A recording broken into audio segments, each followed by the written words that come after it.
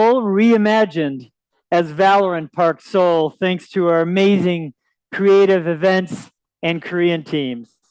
My name is David Higdon, Global Head of Esports Communications at Riot Games, and today we've got a robust lineup of special guests, sizzling videos, no doubt some amazing hot takes, and plenty of time for Q&A.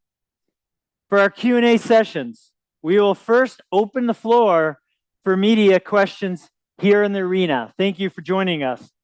If you have a question, please queue up behind one of the two microphones behind the stands over here to my right and over here to my left. Please state your name and affiliation before asking your question, and let us know if it's directed to one person or others. We also will take questions from remote media members around the globe through Zoom. As we do at our tournaments, please use the Zoom hand raise feature, and our Zoom moderator, Juan Moreno, everyone wave up at Juan, will call on you to unmute and ask your questions. Okay, let's get started. I'm now pleased to invite the president of publishing and esports at Riot Games, John Needham, to join us to kick us off with opening remarks. Oh, I need a clicker. Thank you. Hello, how's everybody doing? Welcome to our media and influencers here in Seoul, as well as those online around the world. Thank you for your time with us today. VALORANT Champions Seoul has been one of our most successful events ever. We're seeing the best viewership on the back of teams from 3 different leagues qualifying into the arena stage.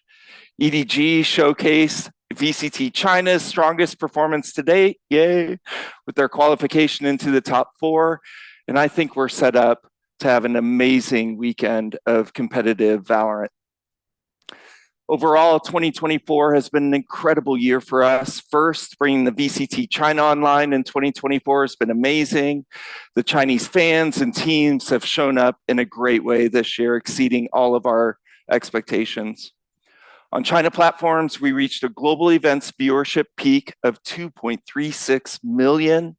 This was at Masters Shanghai, and a VCT China viewership peak of 1.84 million for the VCT China International League.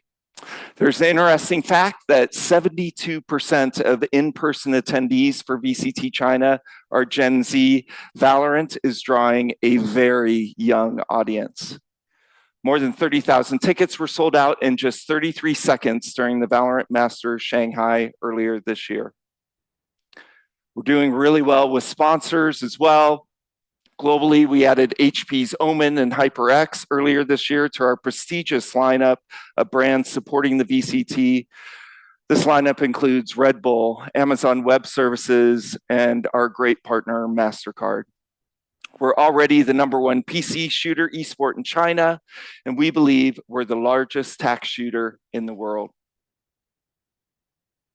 Additionally, we continue to focus on inclusivity in our esports efforts. So we're also very pleased to announce that this year, we're going to be expanding our footprint for Game Changers, including additional slots for our Game Changers finale in Berlin later this year, as well as increased mobility for players through their journey to become a pro. Our vision remains to create a future where men and women play together on the same stage, united by their love of the game, not segregated by their gender. We're going to keep investing as long as it takes, but we hope one day Game Changers will no longer be necessary. Another area of focused expansion this year has been with our player engagement initiatives. I hope you like the Esports Hub and the game client for the VCT. During most game days, roughly 70% of those playing VALORANT also enter the Esports Hub. So thank you, Andy and the VALORANT development team for building this hub. We love it. For this tournament, we launched Pick'ems, and we saw 1.73 million total registrants through the groups phase at Champions Seoul. At the same point in time, for the 2023 League of Legends Worlds, we had 1.68 million participants. So VALORANT is really over-indexing in participation in Pick'em compared to the biggest esport on the planet. Some other engagement stats: many pickers who started in the game client have made edits or additional picks on the web. This is further evidence that esports is effectively inspiring our players to go play the game.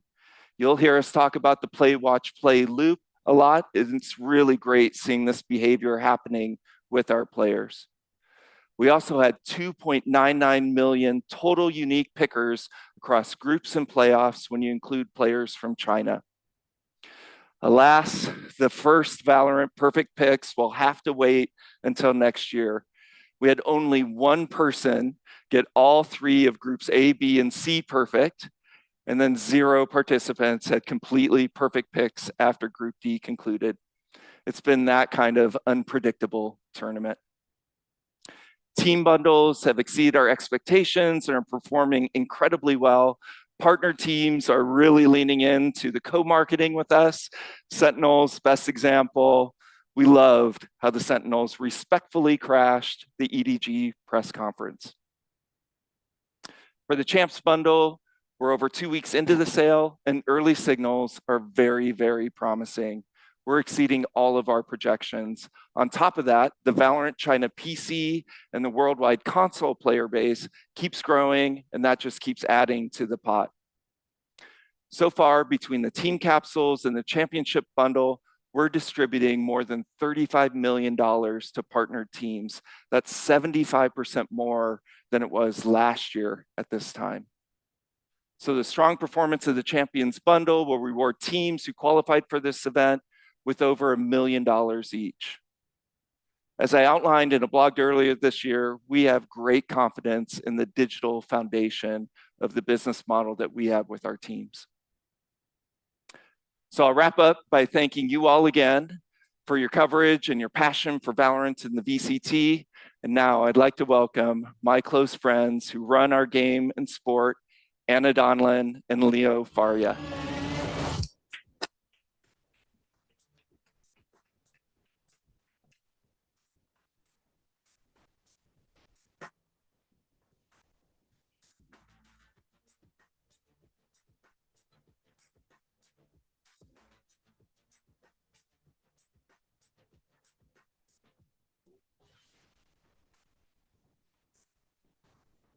Clicker.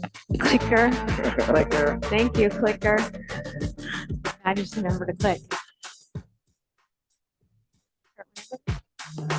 Go. Go. All right, go. Go. There we go. We did it. Hello, everyone. I'm Anna Donlon. I'm the studio head for Valorant. Hello, 안녕하세요. I'm Leo, global head of Valorant Esports. Thank you so much for having us here today. Since launching Valorant in 2020, we have been on the most amazing journey.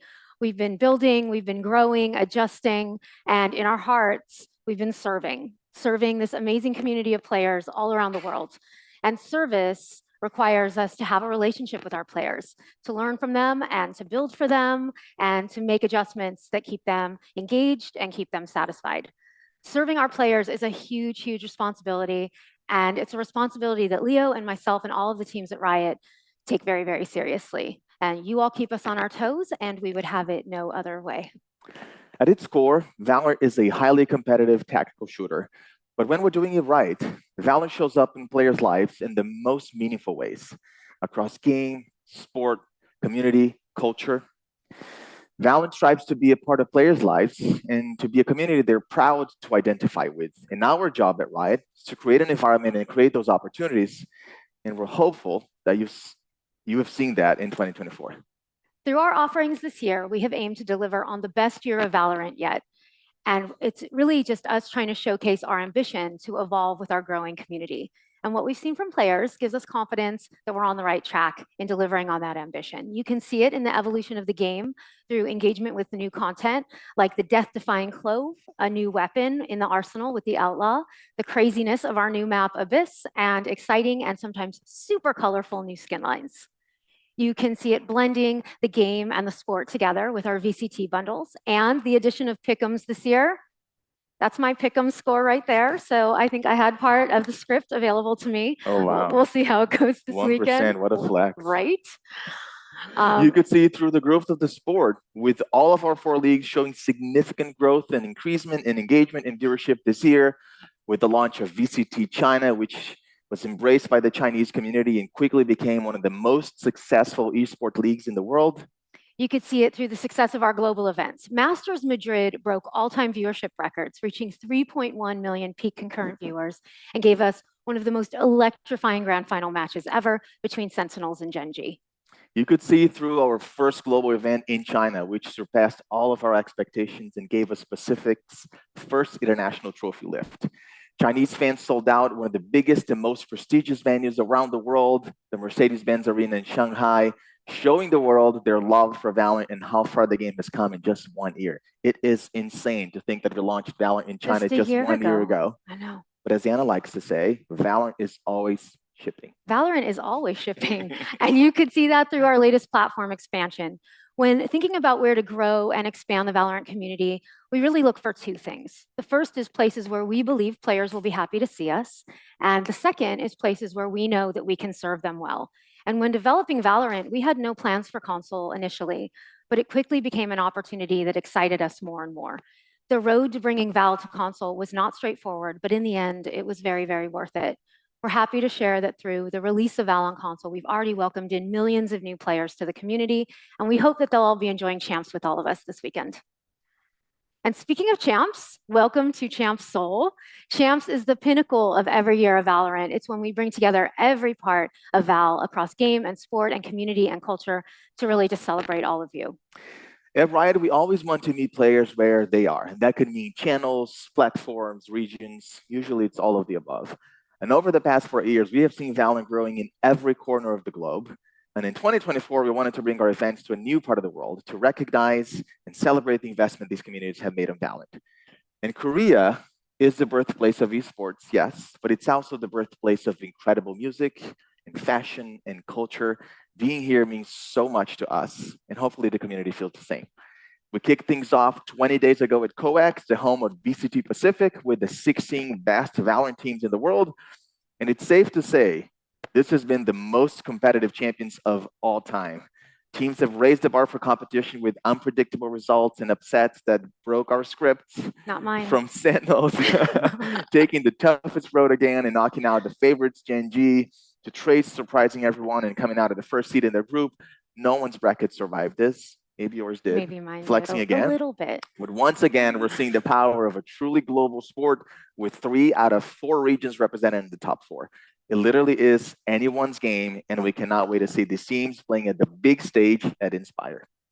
And while the matches have absolutely been a blast, watching the Korean community turn up for our various activations has also been such a huge thrill.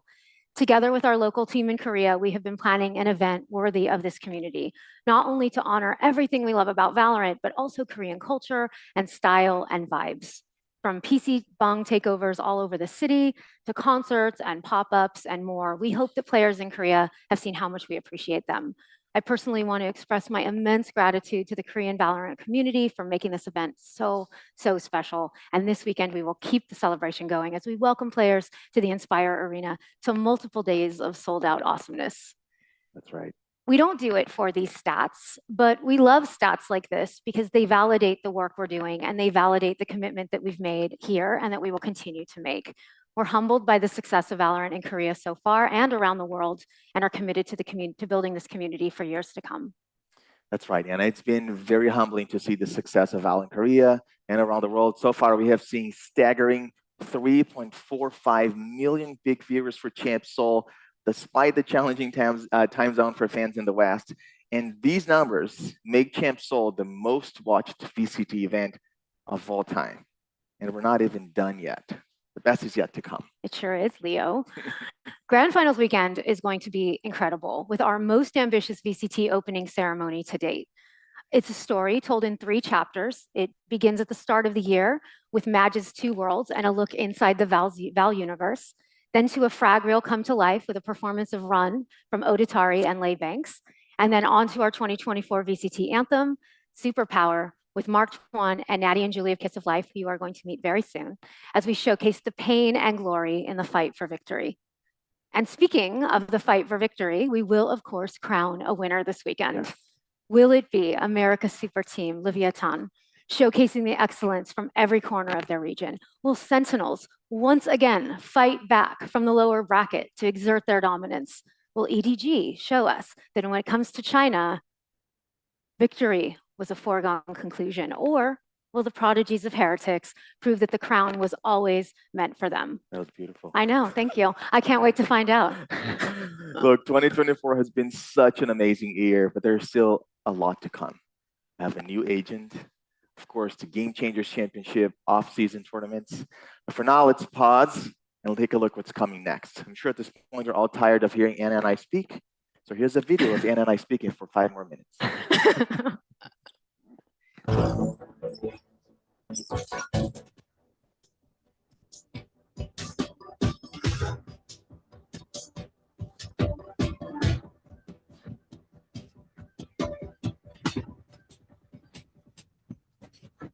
Hey everyone, I'm Leo. And I'm Anna. As we gear up for the grand finale of the 2024 season, we wanted to take a moment to talk about what's coming next in the VCT. We have got a lot in store, so let's dive right in.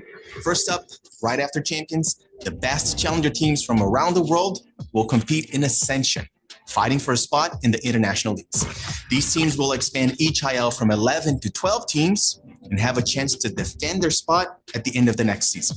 In October, challengers will pick back up with more competition, bridging the gap between the 2024 and 2025 seasons. Now, starting next year, partner teams will be able to run academy teams in challengers. Academy teams won't be eligible to participate in Ascension, but we hope this change will better support talent development in the VCT. The 4 Ascension teams and over 40 pros coming up from challengers this year added fresh blood and new stories to our sport, including 2 teams qualifying to Masters Shanghai. We are very encouraged by these results and hope to continue seeing that trend in 2025. The off-season returns with an incredible slate of tournaments, including show matches, open bracket events, influencer tournaments, and invitationals. Some fan favorite events are going to return, including the Red Bull Homeground, Ludwig and Tarek, and Spike Nations. We're excited to see the community coming together, teams testing out new rosters, and playing in unique types of competition. Finally, in November, we'll close out the year with Game Changers Championship at the new Riot Games Arena in Berlin, once again crowning the best GC team in the world. We're expanding the tournament from 8 to 10 teams, giving more players the opportunity to be seen and showcase what they're capable of. Now let's look ahead to 2025. We're very excited to bring our global events to 3 new locations next year. The first Masters of the year, happening in February, is coming to Southeast Asia in Bangkok. From there, we'll cross the Pacific and bring the VCT to the East Coast of North America this time with Masters Toronto in June. And last but not least, we're thrilled to share that we'll close out the season in the City of Lights with Champions Paris. We thank you for always showing up, bringing up the energy, and making these events such special moments. All right, with our events locked in, let's talk about the shape of the season. We have learned a lot this year, and in 2025, we'll implement a number of changes that will make our sport more competitive and more exciting to watch. The first big change is that we're expanding the calendar. The season will now run from January to October, better aligning the game and the sport, shortening the off-season, and giving teams more time to rest and prepare between competitions. To keep the stakes high throughout the year, every competition will award teams with championship points that will strengthen their bid for champions. We're reworking the system to better distribute points throughout the season and better reward teams for competing at Masters. More information on that later this year. To get the season started, the kickoff tournament returns in January, now with the new format. 12 teams will compete in a straight double elimination bracket, with the top 2 teams qualifying for Masters Bangkok. From there, Stage 1 will qualify the top 3 teams from each league to Masters Toronto. Action will continue on Stage 2, which will no longer carry over records from Stage 1, and will qualify teams for the final playoffs of the season. Playoffs will expand from 6 to 8 teams, which will keep more teams in contention for a longer period of time and give teams more chances to qualify for global events. And finally, to close out the season, the top teams from Stage 2 playoffs and the top teams with the most championship points will qualify for Champions Paris, where we will crown the best VALORANT team in the world. It's been incredible to see the growth of the VCT over the past 4 years. Your passion and your support has helped turn Valorant into a living, breathing sport, and we're still just getting started. Next year, we'll celebrate an important milestone, the 5th anniversary of Valorant. And I want to reinforce our commitment to continuing to build this amazing sport for years to come. Looking further into the future, 2026, we'll bring champions to China, and in 2027, back to the Americas. Live events are magical, and we look forward to continuing bringing them to players all over the world. We're also committed to continuing to integrate the VCT into the game itself. Last year, we introduced Premier, which continues to evolve, and this year has promoted more than 40 teams into challengers, creating a starting point to Valorant's path to pro that's available to players everywhere. We've also launched the Esports Hub, which we'll continue to build and add on to with experiences like Pick'ems, which launched for Champions this year. And then lastly, we're very thankful for the support you've shown for Team Capsules. The collection was a big bet for us this year, a way for you to support your favorite teams and rep them in game. Next year, you can expect a refresh of the classic skins, as well as a brand new capsule, kind of like what we did with the 2023 lock-in bundle. That's it, folks. 2025 promises to be a truly incredible year. We'll have a longer season, more teams in our leagues, a new format, new skins, events in new locations around the world, and of course, the celebration of Valorant's 5th anniversary. Thank you for your support, your passion, and for making Valorant the amazing game that it is. Let's get hyped for Champions Grand Finals and crown the 2024 Valorant World Champion. Thanks, everyone. Bye.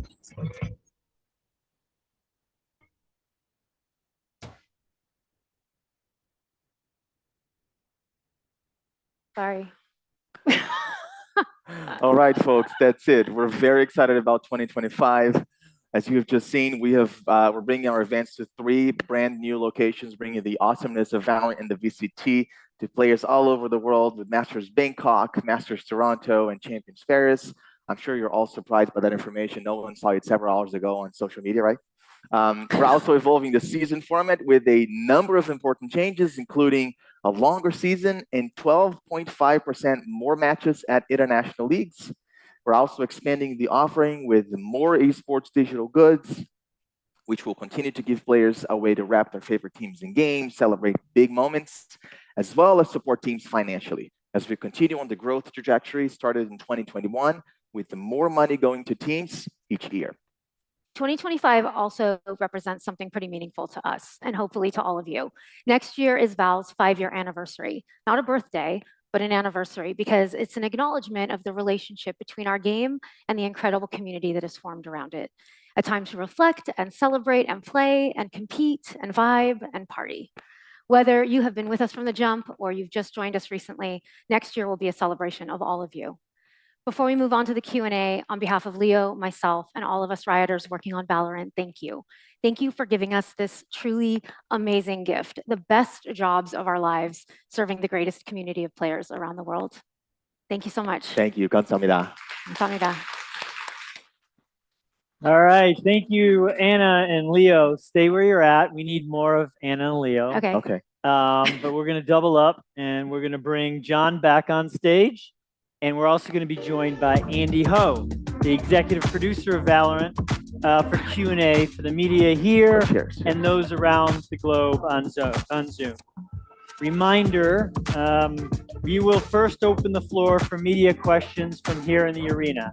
So if you're interested in asking a question, I suggest you come on down to the microphones right away.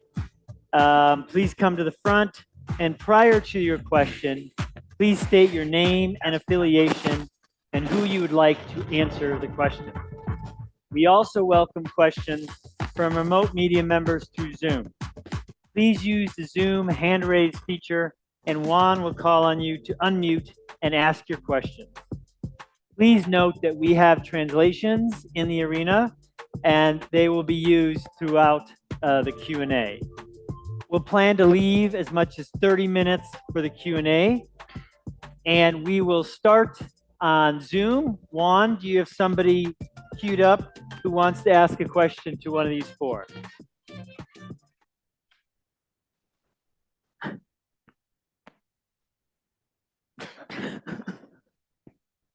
I don't know, Lydia, that's not working. This mic might not work.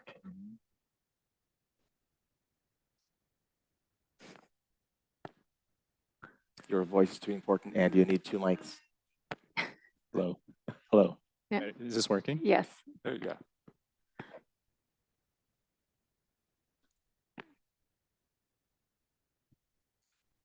Leo, how'd you sleep last night?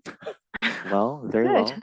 After a beautiful night of Korean barbecue, it It was lovely. was beautiful. Does anyone in the audience want to come down and ask a question, or else I'll start asking questions, and then I'm not sure they're prepared for them. Oh, geez. Yeah, Please, someone. exactly.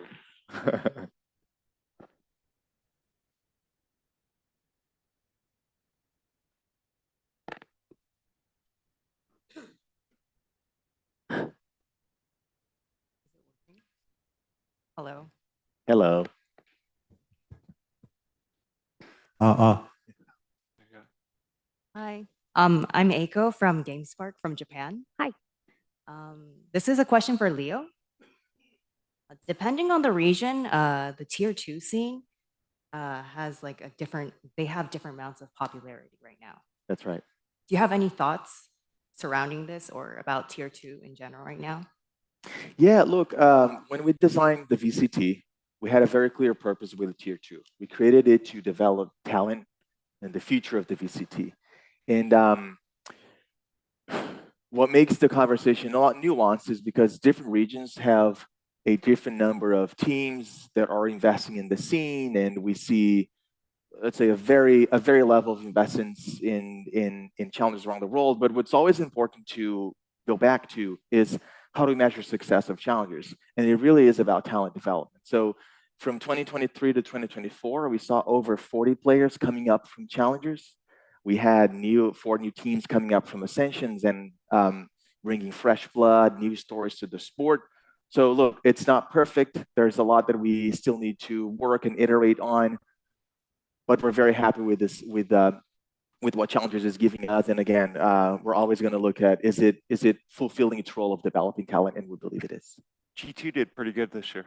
That's right. Yeah, we had both. Yeah, we had two teams coming from Ascension, making it a global event. So we have very good signs that the system is working. All right, Leo's first answer is testing the translator's skill. So way to go. Let's hear from our Korean translators.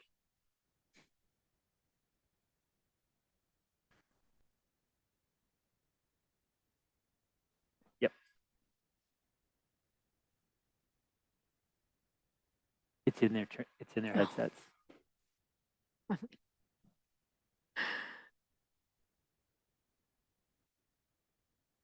All right, next question, please. Okay, I'll take the question, Leo, because I know you love the tier 2 questions there. So we talked earlier about the mobility with Game Changers. Can you explain what that means exactly and how that's going to change? Absolutely, yeah. Look, we have 2 main goals with Game Changers, as John mentioned within our vision. One is to create a stage where women and those players can be seen and can be given an opportunity to showcase their skills. The other goal is to help them join the main circuit. And we think we have done a good job in the first years of Game Changers establishing that scene and creating those events and those competitions. We haven't seen already these players being picked up and joining international leagues and global events, and we believe that is the next step. So we took a lot of time just looking at everything we have, from global policies to roster construction rules. And we looked at anything that could be a blocker, rules that exist to protect the integrity of the sport. But we look at all of them and say, what can we remove? What type of exceptions we can create for women and these players to be picked up? So we're implementing a number of policy changes, everything from they can be signed at any moment in time. They're not restricted to residency rules. There are a bunch of changes that, again, exist that are not applicable to Game Changers. And we'll hope that's going to make it easier and is going to incentivize teams to go give these players the chance that they deserve. Pause for translation.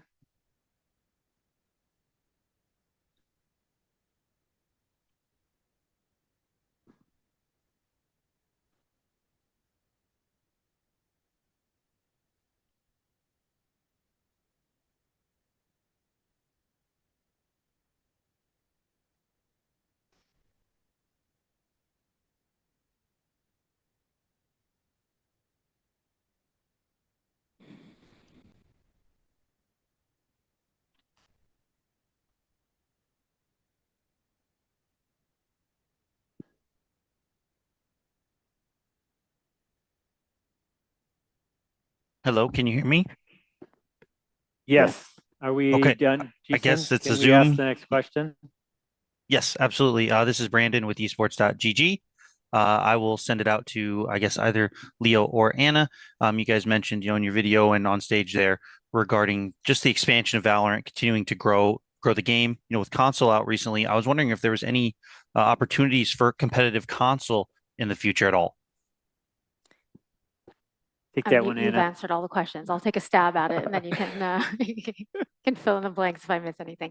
That's a great question. We talked about this quite a bit before launching console in terms of what player expectations would be around this, and then what we would want to do to be able to meet those expectations. And I think as it stands, we're just starting to learn about this community and understand what their needs are. We think we've actually developed an esport that can be viewed and appreciated by anybody that watches it, regardless of what platform you play the game on. The experience of playing Valorant is almost identical between the different platforms. And so if you're a player on any platform, you should be able to enjoy VCT no matter what. And so I think we're going to start there and see how it goes. I think over time, if we see there being more interest or really like a divergence of the skill set, it's something we would explore like anything we would explore.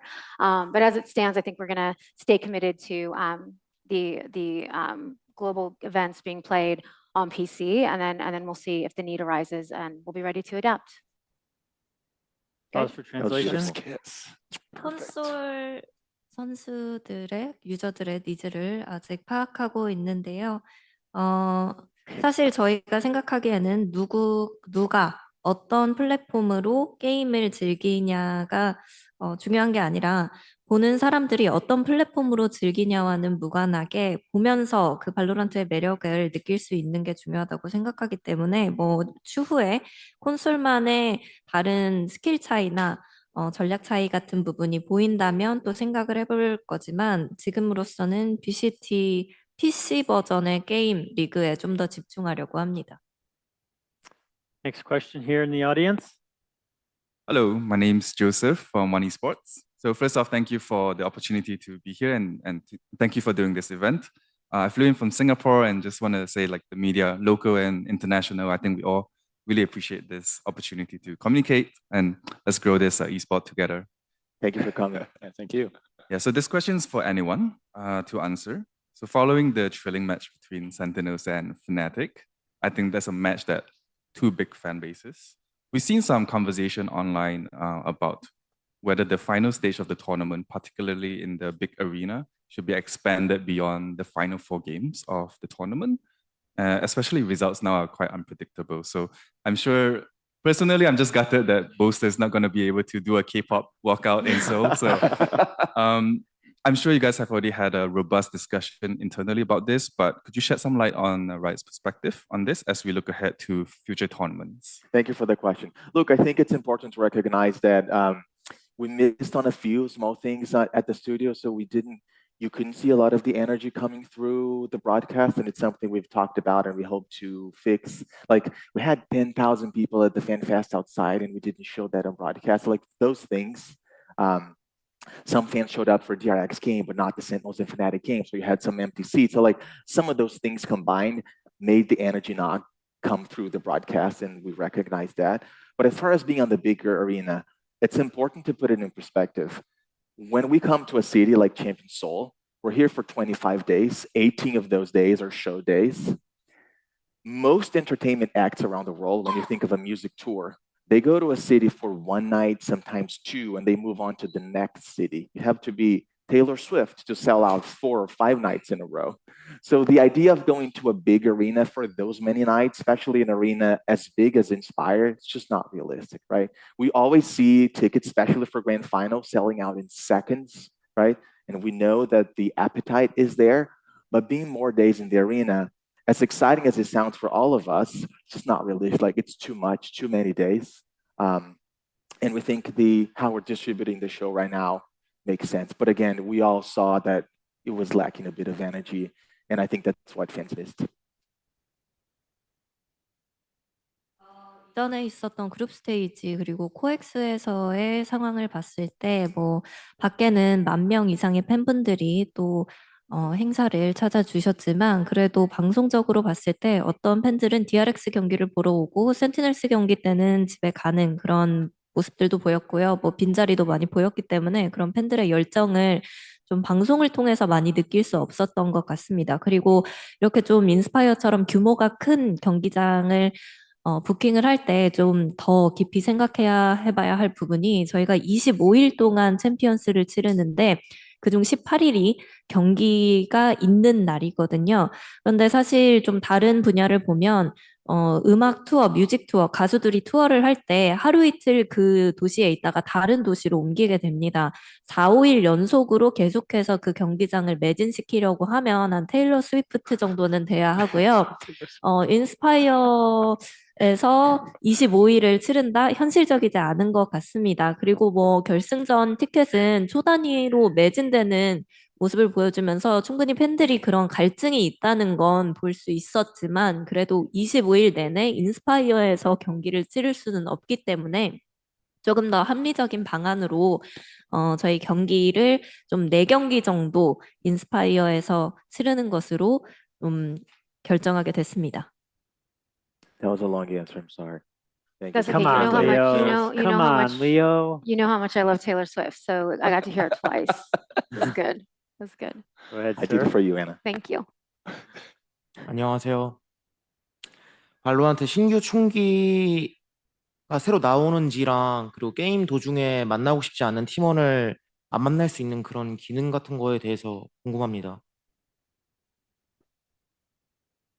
So this question was more about the game. Do you guys have any plans to add a new weapon like you guys added Outlaw in the future? And also with matchmaking, do you guys have plans to maybe allow the users to kind of block off toxic players so that they never be on the same team ever again?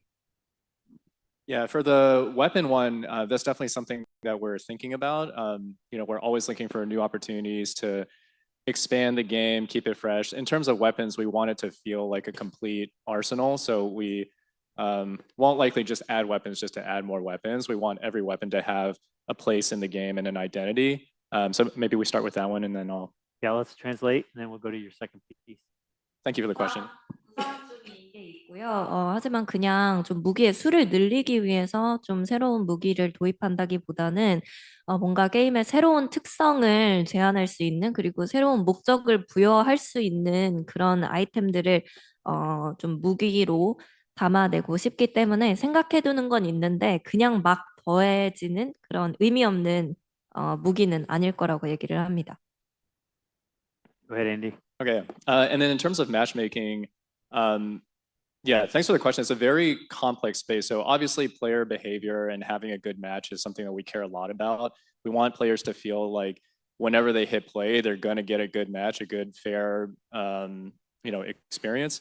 The challenge with something like being able to block specific players is that the vast majority of players won't necessarily see the same player again, except for if you're in the tails of like really high MMR as an example. So we want to be thoughtful of if we were to explore something like this, just being very careful of the potential, edge case abuse cases of like, oh, I don't want to play with that player, not necessarily because of any kind of treatment, but because like I didn't, they didn't perform as like I wanted them to. So it's definitely a thing that we're thinking about, and yeah, just need to be thoughtful about how we tread in that kind of territory.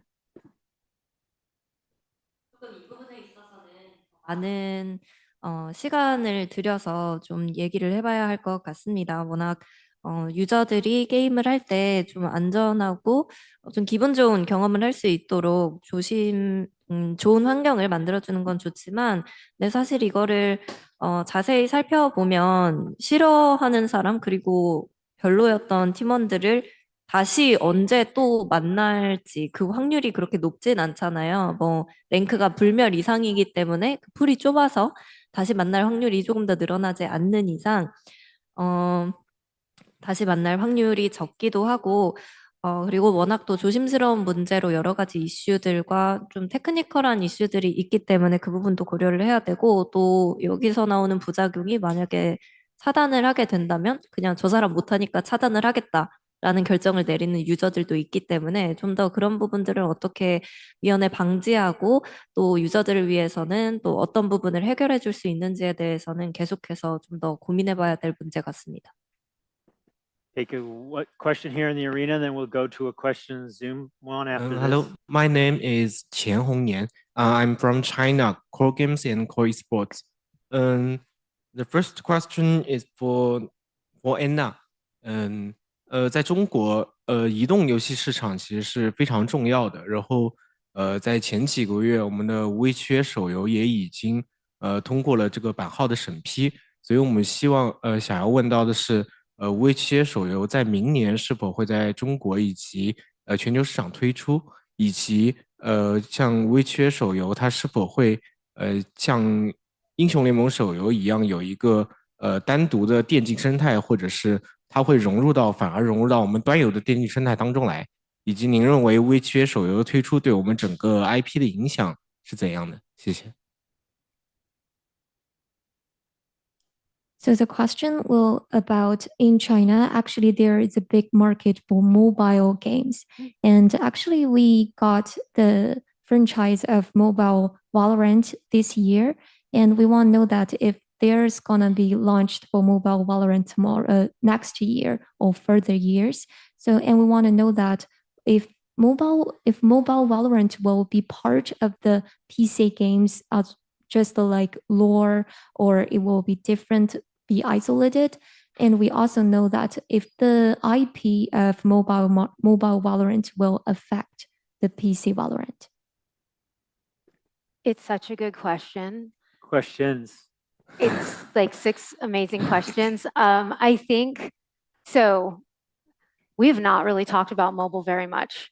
And every time I get asked a question about mobile, I say, yeah, we're thinking about it or we're working on it, but then we got the license. And so I think it's pretty safe to confirm that we're working on VALORANT Mobile and it's in development right now.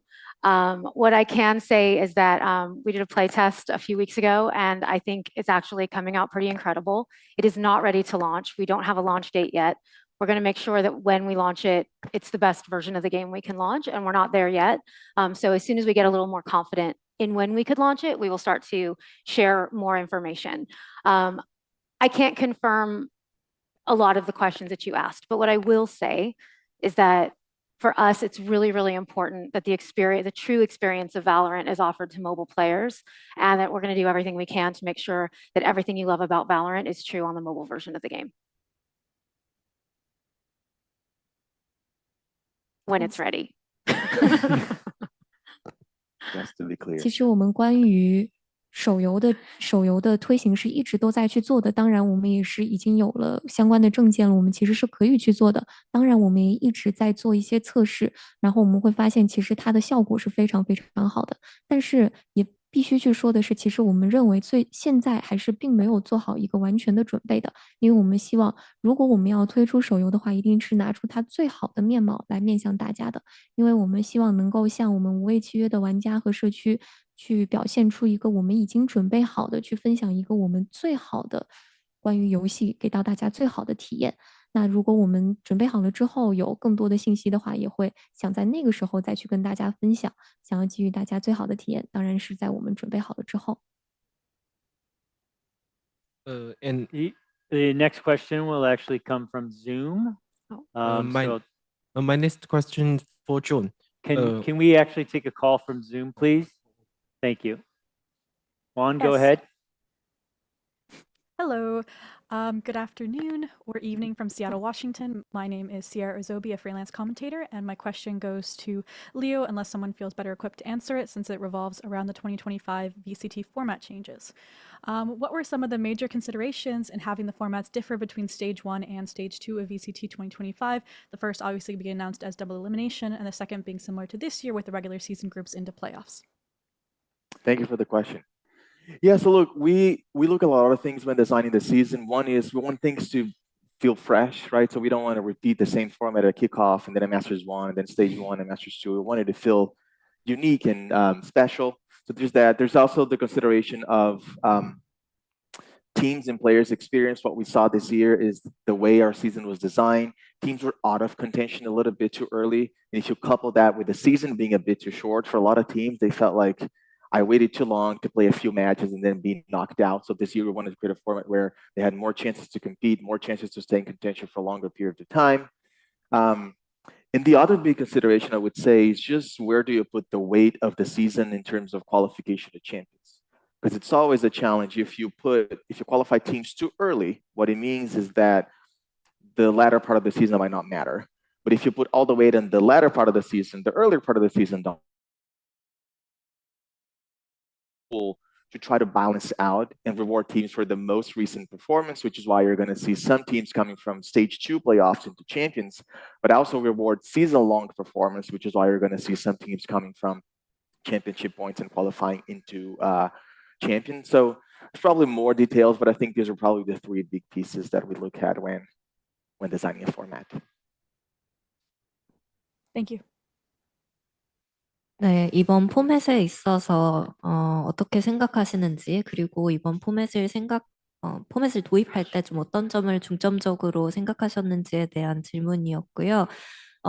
답변은 선수들이 이 포맷을 통해서 좀 어떤 경험을 할까를 많이 생각해봤다고 합니다.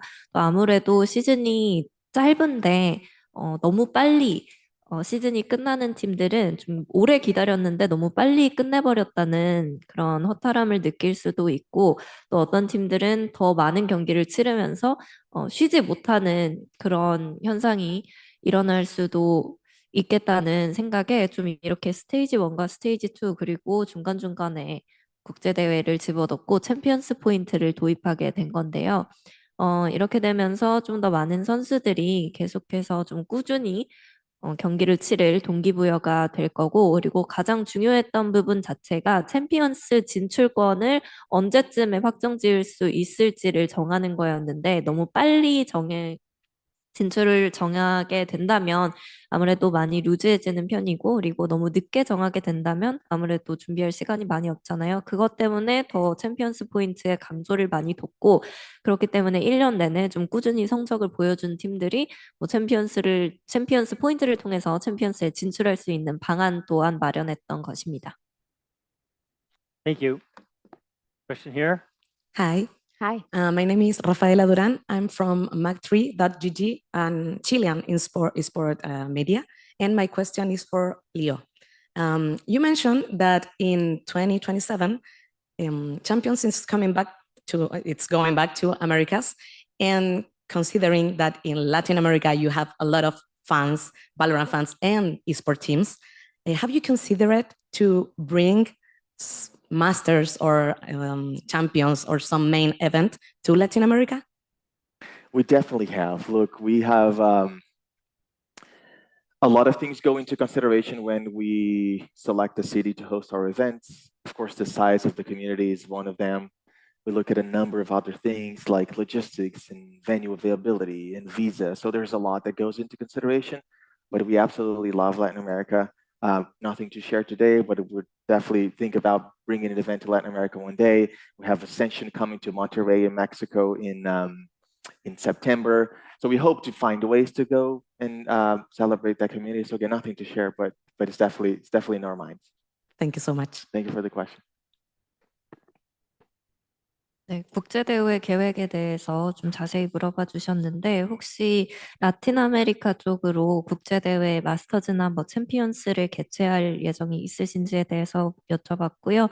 많은 것들을 따져봐야 하기 때문에 뭐 팬층이라든지 경기장, 비자, 비용 등등을 따져봐야 되기 때문에 뭐 언젠간 국제대회를 라틴 아메리카 쪽에서 열 수 있으면 좋겠지만, 이번 올해 12월에 또 멕시코에서 어센션 경기를 하는 만큼 또 차차 지금은 뭐 확답을 드릴 수는 없지만 이루어질 수 있는지는 지켜봐야 할 것 같다고 얘기를 하셨습니다.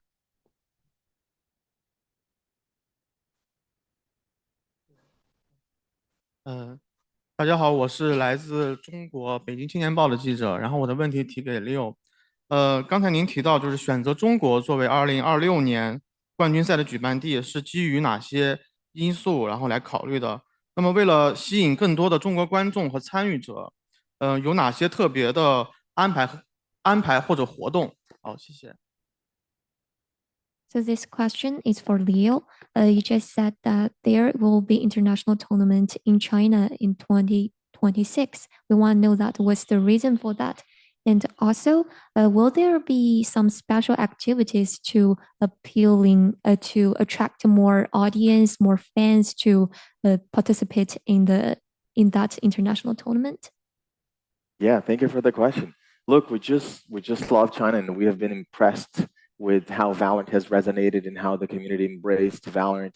Anna and I visited Shanghai at the beginning of the year for the beginning of VCT China, and we just felt like Valorant now has a home at VCT Xian, a beautiful studio, and then we brought Masters to Shanghai, and we could see just how incredible the community was. Again, we mentioned how we sold out that beautiful arena, and we could see, you know, how vibrant everything was around the city with all of our activations. So we were just very inspired. It's very, I think, fundamental to us to travel with our events all over the world instead of just repeating the same locations over and over again where we know we have an audience, right? Like we make a very intentional choice to travel the world, and we want to come back to China. It's as simple as that. We were impressed and hope to be able to do more events in China. 刚刚 Leo 的回答是说，其实他非常的热爱，非常的喜欢之前他们在上海大师赛，在上海举办的时候，在大师赛的所感受到的当下的一个氛围，以及说感受到了在中国的粉丝们以及如此好的一个社区氛围，感受到好像无畏契约在上海也有了一个家一样。因为当时不管是像整体的现场的一个氛围啊，还是不管我们最后在梅赛德斯奔驰文化中心场馆当中的一个体验，都是让他们感觉到非常的棒和不可思议的。当然，同时他们也深受到了其中的启发，因为其实举办赛事的基础呢，是基础的一个想法，就是不想要在同样的一个地方、同样的一个城市不断的去举办这样的赛事，这样太重复了。所以他们希望能够有更多不同的选择。当然，他们非常对于之前的在上海的这一次体验是非常的满意的，所以他们非常愿意将来将更多的国际赛事再带到中国。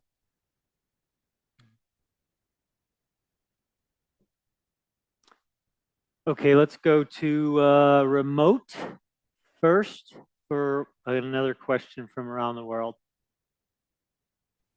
Hi there. My name is Joshua Wilkinson from Platchat, and I've got a question for whoever would like to take that.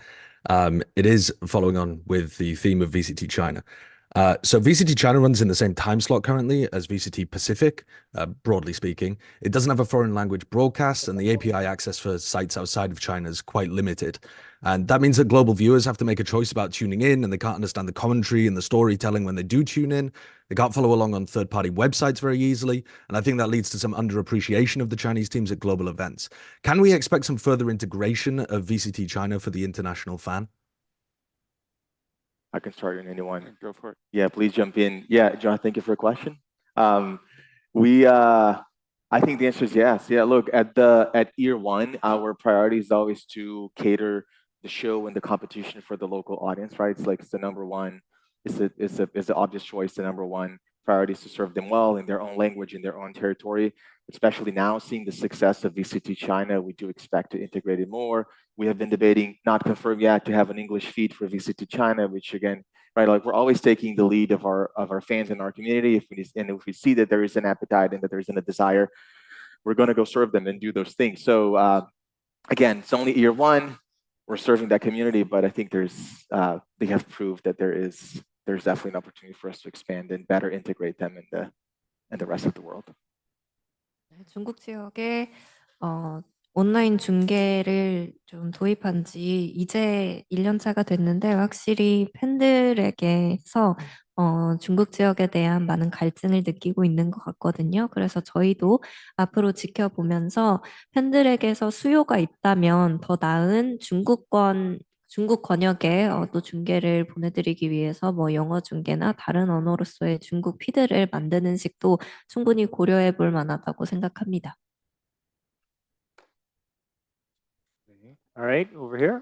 네, 안녕하세요. 저는 포머스 박상진 기자고요. 존니덤 사장님이 좀 답변해 주셨으면 좋겠습니다. 이제 발로란트가 이제 출시 5주년을 앞두고 있고 e스포츠도 초기 이제 안정기를 지나서 이제 확장기를 맞을 것 같은데 이제 앞으로 발로란트 e스포츠는 좀 어떤 지향점을 가지고 계속 발전시킬지가 첫 번째로 궁금하고 두 번째로는 이제 최근 이제 국제 스포츠 기구에서 e스포츠를 이제 계속 포용하려는 모습을 보이고 있는데 이 부분에서 발로란트 e스포츠는 좀 어떤 방향성을 가지고 있는지가 궁금합니다. This question is for John. With the upcoming 5th anniversary of Valorant next year, I personally think that Valorant has a stable fan base and also the player base. I think it's only going to expand more and more. So from here, where do you want to go with Valorant in the future? What would be your main goal when it comes to, developing the community and the game itself? And also, there has been a lot of movements of the traditional sports trying to include esports in their competitions. So, what are your views with where Valorant places in that type of phenomenon? Yeah, really good question. I mean, Valorant as a game is still growing very rapidly now with China and console. So we hope that keeps going. We hope we have a mobile version sometime in the near future, and that'll continue to grow our audience. So we're not stopping. We are going to continue to serve this community and try to keep the community happy and grow the game. What was the second question? There was a second question. Mark, was the second part of his question? No. Go ahead and translate if you need to. It's about inclusion. Should I translate? Yes. I got it. Go ahead. Sorry. It was about traditional sports, trying to include esports more and more, for the Asian games, with League of Legends and other games as well. So, what do you think Valorant kind of places when it comes to joining those traditional sports events? I mean, we would love to have Valorant included in those types of competitions. I think the sensitivity with Valorant is it's a shooter generally. It's been something as we've started talking to the Olympics about what their plans are. With the Asian Games, we'll see what happens, but we love the Asian Games. The Asian Games has been great for League of Legends. We would love to see Valorant competing there. 일단 답변은요, 계속해서 성장세를 보이고 있는 만큼 성장에 집중할 거라고 얘기를 하시고, 워낙 중국 권역에서의 발로란트의 인기도 상승을 하고 있고, 콘솔도 반응이 좋기 때문에 또 언젠가는 모바일 출시까지 된다면 이런 유저층을 좀 충분히 만족시킬 수 있고, 그리고 유저층이 더 늘어날 수 있도록 그런 성장을 주 목적으로 해서 좀 이끌어 나갈 거라고 얘기를 하셨고요. 그리고 두 번째 질문에 대해서는 너무 그 기존 스포츠에 포함이 될 수 있다면 좋겠지만 그래도 민감한 사안이 아무래도 총게임이다 보니까 좀 폭력성의 문제가 있기 때문에 이 부분에 대해서는 올림픽 주최 측과도 이야기를 하신 적이 있다고 얘기를 합니다. 그리고 또 뭐 아시안 게임 같은 경우에는 롤에서 너무 좋은 성과를 거뒀기 때문에 또 만약에 발로란트가 아시안 게임의 일부가 될 수 있다면 너무 기쁠 것 같다고 얘기를 하셨습니다. We'll go up to one and one more remote question and a final question in the arena. Hi guys, it's Ravish Ravish caster from NA. Just wanted to ask about a fun one on 3 new exciting locations once again this year, which I know I'm personally excited about. One of them being from Toronto, so let's go. Just wanted to ask specifically about just your guys' process and especially going year after year as Valorant continues to grow as such a global esport, on where you prioritize, on where you want to see fans with these Masters events, and just your thought process a bit more behind them. By all means, anyone if you can answer, would love to hear the insight. Thanks.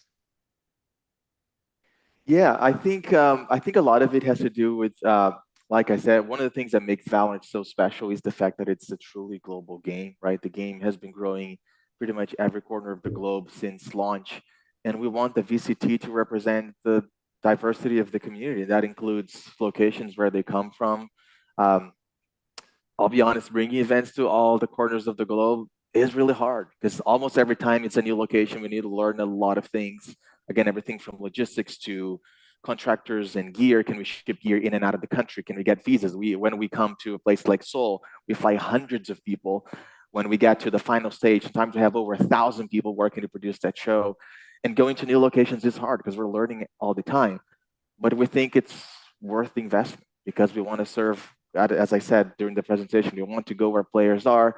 We brought champions to LA last year, and going to Toronto is our intent is to serve the audience in the East Coast of North America. We're very excited, again, for the first time in Southeast Asia as well, coming to Bangkok and finally bringing champions to Paris. We were there with Worlds back in 2019. World semifinals happening in Paris this year, so it's also a place where we have a large community. So we're just very excited, and you will continue to see us taking those opportunities and making those investments to bring the VCT, all over the world. Awesome. Thank you. Thank you. 먼저 아무래도 글로벌 팬층과 유저층이 다양하기 때문에 이런 다양성을 보여주고 싶어서 이렇게 새로운 장소에서 국제대회를 개최하려고 하는데요. 뭐 매번 새로운 곳에 갈 수 없는 이유는 뭐 비용이나 장비, 무대 설치비나 뭔가 인력, 이동 관련해서 굉장히 많은 것들을 고려해야 되기 때문에 매번 새로운 곳에 갈 수 없지만 그래도 뭔가 충분히 투자할 가치가 있는 것 같다고 생각한다고 얘기를 했습니다. 아무래도 팬들을 직접 찾아가는 걸 중요시하고 있기 때문에 좀 이렇게 새로운 장소들을 내년을 위해서 선택하게 됐고 프랑스 같은 경우에는 뭐 2019년 월즈 세미파이널이 치러지기도 했었고 올해도 프랑스에서 월즈 경기가 조금 치러질 예정이기 때문에 뭐 발로란트도 내년에 프랑스를 찾아간다는 점이 매우 기대된다고 합니다. Question in the arena? Hello, guys. Thank you for opportunity to ask a question. I'm really excited about this weekend and about the success of VALORANT Esports. I have two small questions. My first one is about the changes in 2025 season. With the number of the teams, participating teams in international leagues expanding, I was curious if you have like the perfect number in mind about the teams that will compete in international leagues in future, and what do you expect of the clubs to bring to the table? And my second question, since I have a small but very passionate YouTube channel, which is focused on telling the player stories, with introduction of Hall of Legends this year and its success, I was curious if similar initiatives are planned for VALORANT Esports, and if you are planning to grow our own superstars here. Thank you. Thank you for your questions. I'll start it again. Yeah, please. Leo, take one and then we'll translate and then Perfect. we'll take a second. Take the second one. Yep. So as for a number of teams, we're actually just very happy to have 12 teams. It's really hard to build a format for 11 teams. You can ask our team. We were like, this is hard and it's suboptimal. And we saw the sound fans saying this format feels weird. It's hard to build a thing for 11 teams. So we're happy to have 12. Things are going to be a lot more clean. As far as global events go, we're happy with the configuration we have right now. Last year, we talked about how we wanted to create progression throughout the season and feel like the scope and the stakes increase as we go through the year. That's why you have top 2 teams from each league at Masters 1, top 3 teams from each league at Masters 2, and top 4 at Champions. That progression feels good to us. We still think that is the right choice.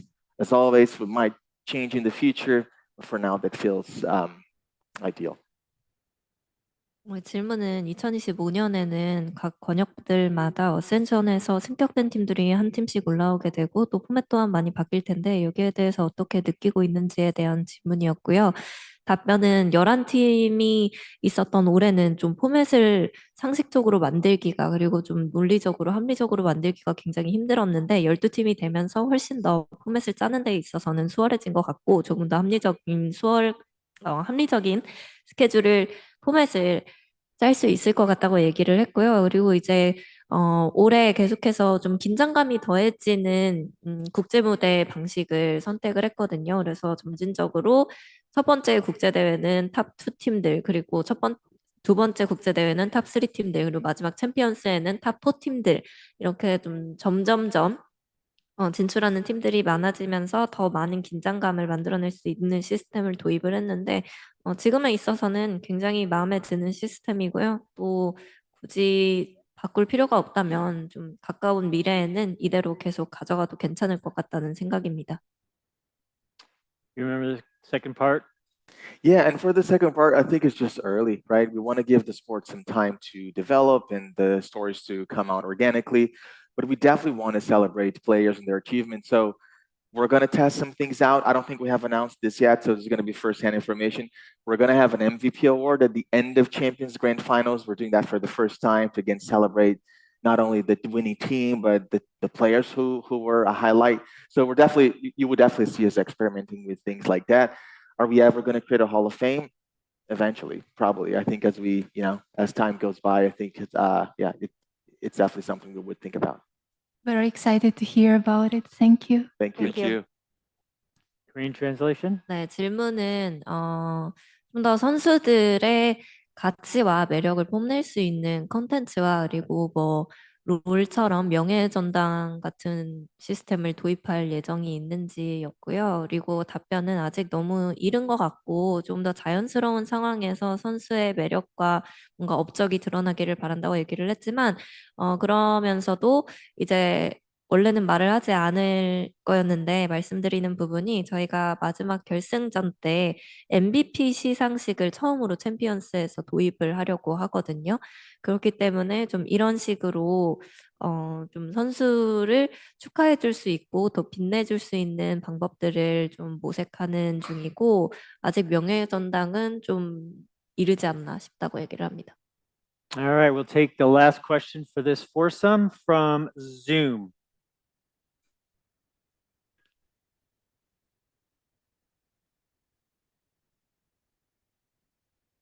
Yes, hello. Can you guys hear me? Yes. Yes, well, first off, thank you so much to all four of you guys for giving us the time to answer all of the media's questions. So my question goes to John and Leo. John, you mentioned a little bit about other events that have happened within or outside of the Riot Games ecosystem, such as the Asian Games and the upcoming Olympics that will feature esports. I want to stay within that tangent. And so I start my question. One of the biggest changes that happened this year with respect to the Riot Games esports ecosystem is the inclusion of the Esports World Cup for major titles like League of Legends and Teamfight Tactics. At events held this year in Saudi Arabia, the EWC's Chief Games Officer, Fabian Shorman, said in an interview with Dexerto that he's been in discussions with publishers to include their games for future editions of the event. One of these games include Valorant, while also hinting the possibility of the game eventually getting into the event. That said, my question to you guys is this: is there any possibility, either bigger or small, that somewhere in the future Valorant will be included in the EWC, and what would need to happen for this to either happen or not happen? Oh, sorry. So, yeah, I mean, we're always looking for opportunities for our teams to participate in different types of events, to prop up different kinds of competitions around our esports, like the Olympics or the Asian Games. I think this year with the EWC, I would say it was pretty successful what they did. The teams had a great experience in the competition this year, made a little money, which is good. And we'll see what happens in the future. We are actively discussing with them what the future is, whether we should include Valorant or not, or other games that Riot has. And we don't have anything to announce right now, but you'll hear pretty soon what we're going to do in the future with that. 네, 일단 이번 질문은 뭐 아시안 게임과 올림픽처럼 조금 더 라이엇 e스포츠만의 리그 외에도 다른 대회 발로란트가 그 일부가 될 의사가 있는지, 그리고 또 이번에 사우디에서 열렸던 e스포츠 월드컵에서는 발로란트를 좀 이 대회에 포함시키고 싶다라는 얘기가 있었고, 또 거기에 대해서 계속해서 좀 얘기가 오가고 있다고 들었는데, 자체 리그 외에도 다른 대회에서 발로란트를 만나볼 수 있을지, 계획이 어떻게 되는지에 대한 질문이었고요. 답변은 뭐 올림픽이든 아시안 게임이든 그리고 e스포츠 월드컵이든, 특히 e스포츠 월드컵은 좀 팀들에게 들어보니까 성공적이었고 뭐 재미도 있었고 그리고 상금도 좀 쏠쏠하게 벌었다고 팀들이 얘기를 해줬는데, 뭐 아직까지 계속해서 얘기 중이고요. 아직은 확언을 드릴 수는 없는 것 같다고 얘기를 했습니다. All right, we'll wrap up this segment. The four of you, why don't we take a photo, and then the musical talent will be coming out next. So Thank you so all very much. much. Thank you. Thank you. have to take a photo with the most beautiful trophy in esports. Oops. There we go. There he is. There it is. Oh, there it is.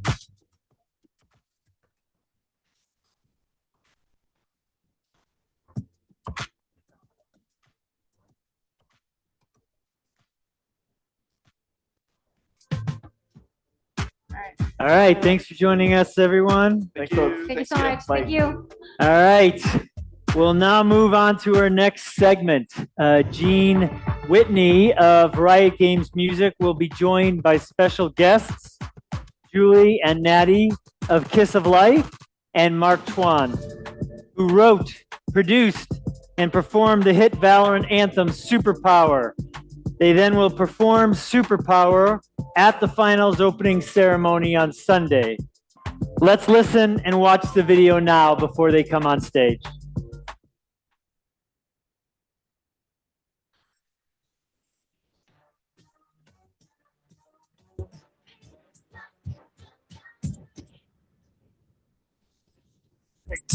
문을 차고 있자 이건 데자부 이미 와본 걸까 내 성공을 전부 담긴 그들 시작가 I can't lose 점수 그건 의미 없는 숫자 내 열의 top 10 gonna shake that 해골로 채운 업장적 부대 stock 상시주의 red dot 경고는 없어 better not 난 사방에 다 뿌리지 마치 red hot Broken up what's left to here deep I'll never fight. We all sacrifice, but I'll do the final hour. Pain is my superpower. You my fight, my rain shine. Cannot see without the sour. Pain is my superpower.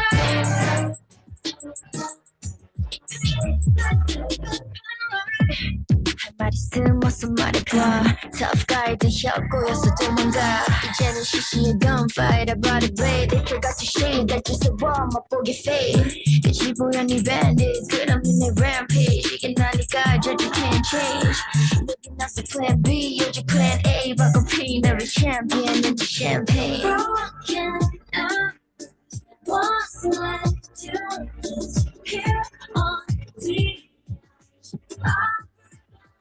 I'll never fly. I'll sacrifice. But I'll do the final hour. Pain is my superpower. Yeah, my head. Run through rain or shine. Cannot see without the sour. Pain is my superpower.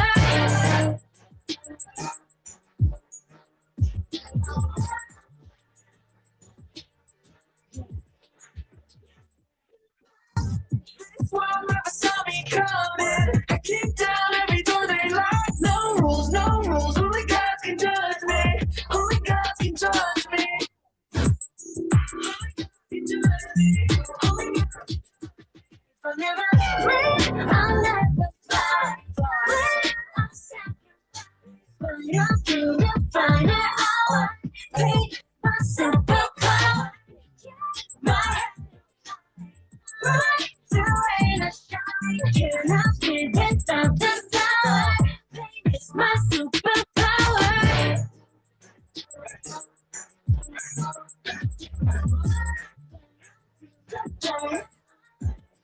It's my superpower.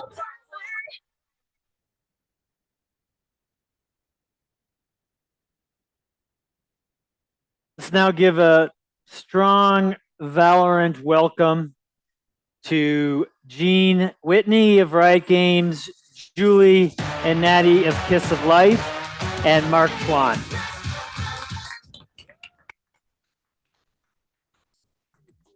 차고 있죠 이건 데자부 이미 와본 걸까 내 성공을 전부 담긴 그들 시작가 I can't lose 점수 그건 의미 없는 숫자 내 열의 top 10 gonna shake that 해골로 채운 업장적 부대 stock 상시주의 red dot 경고는 없어 better not 난 사방에 Mark, thank you so much for joining us today. Three incredibly 오늘 함께 talented 해주셔서 artists whose collaboration has given 감사드리고요. us an amazing 세 분의 and powerful anthem.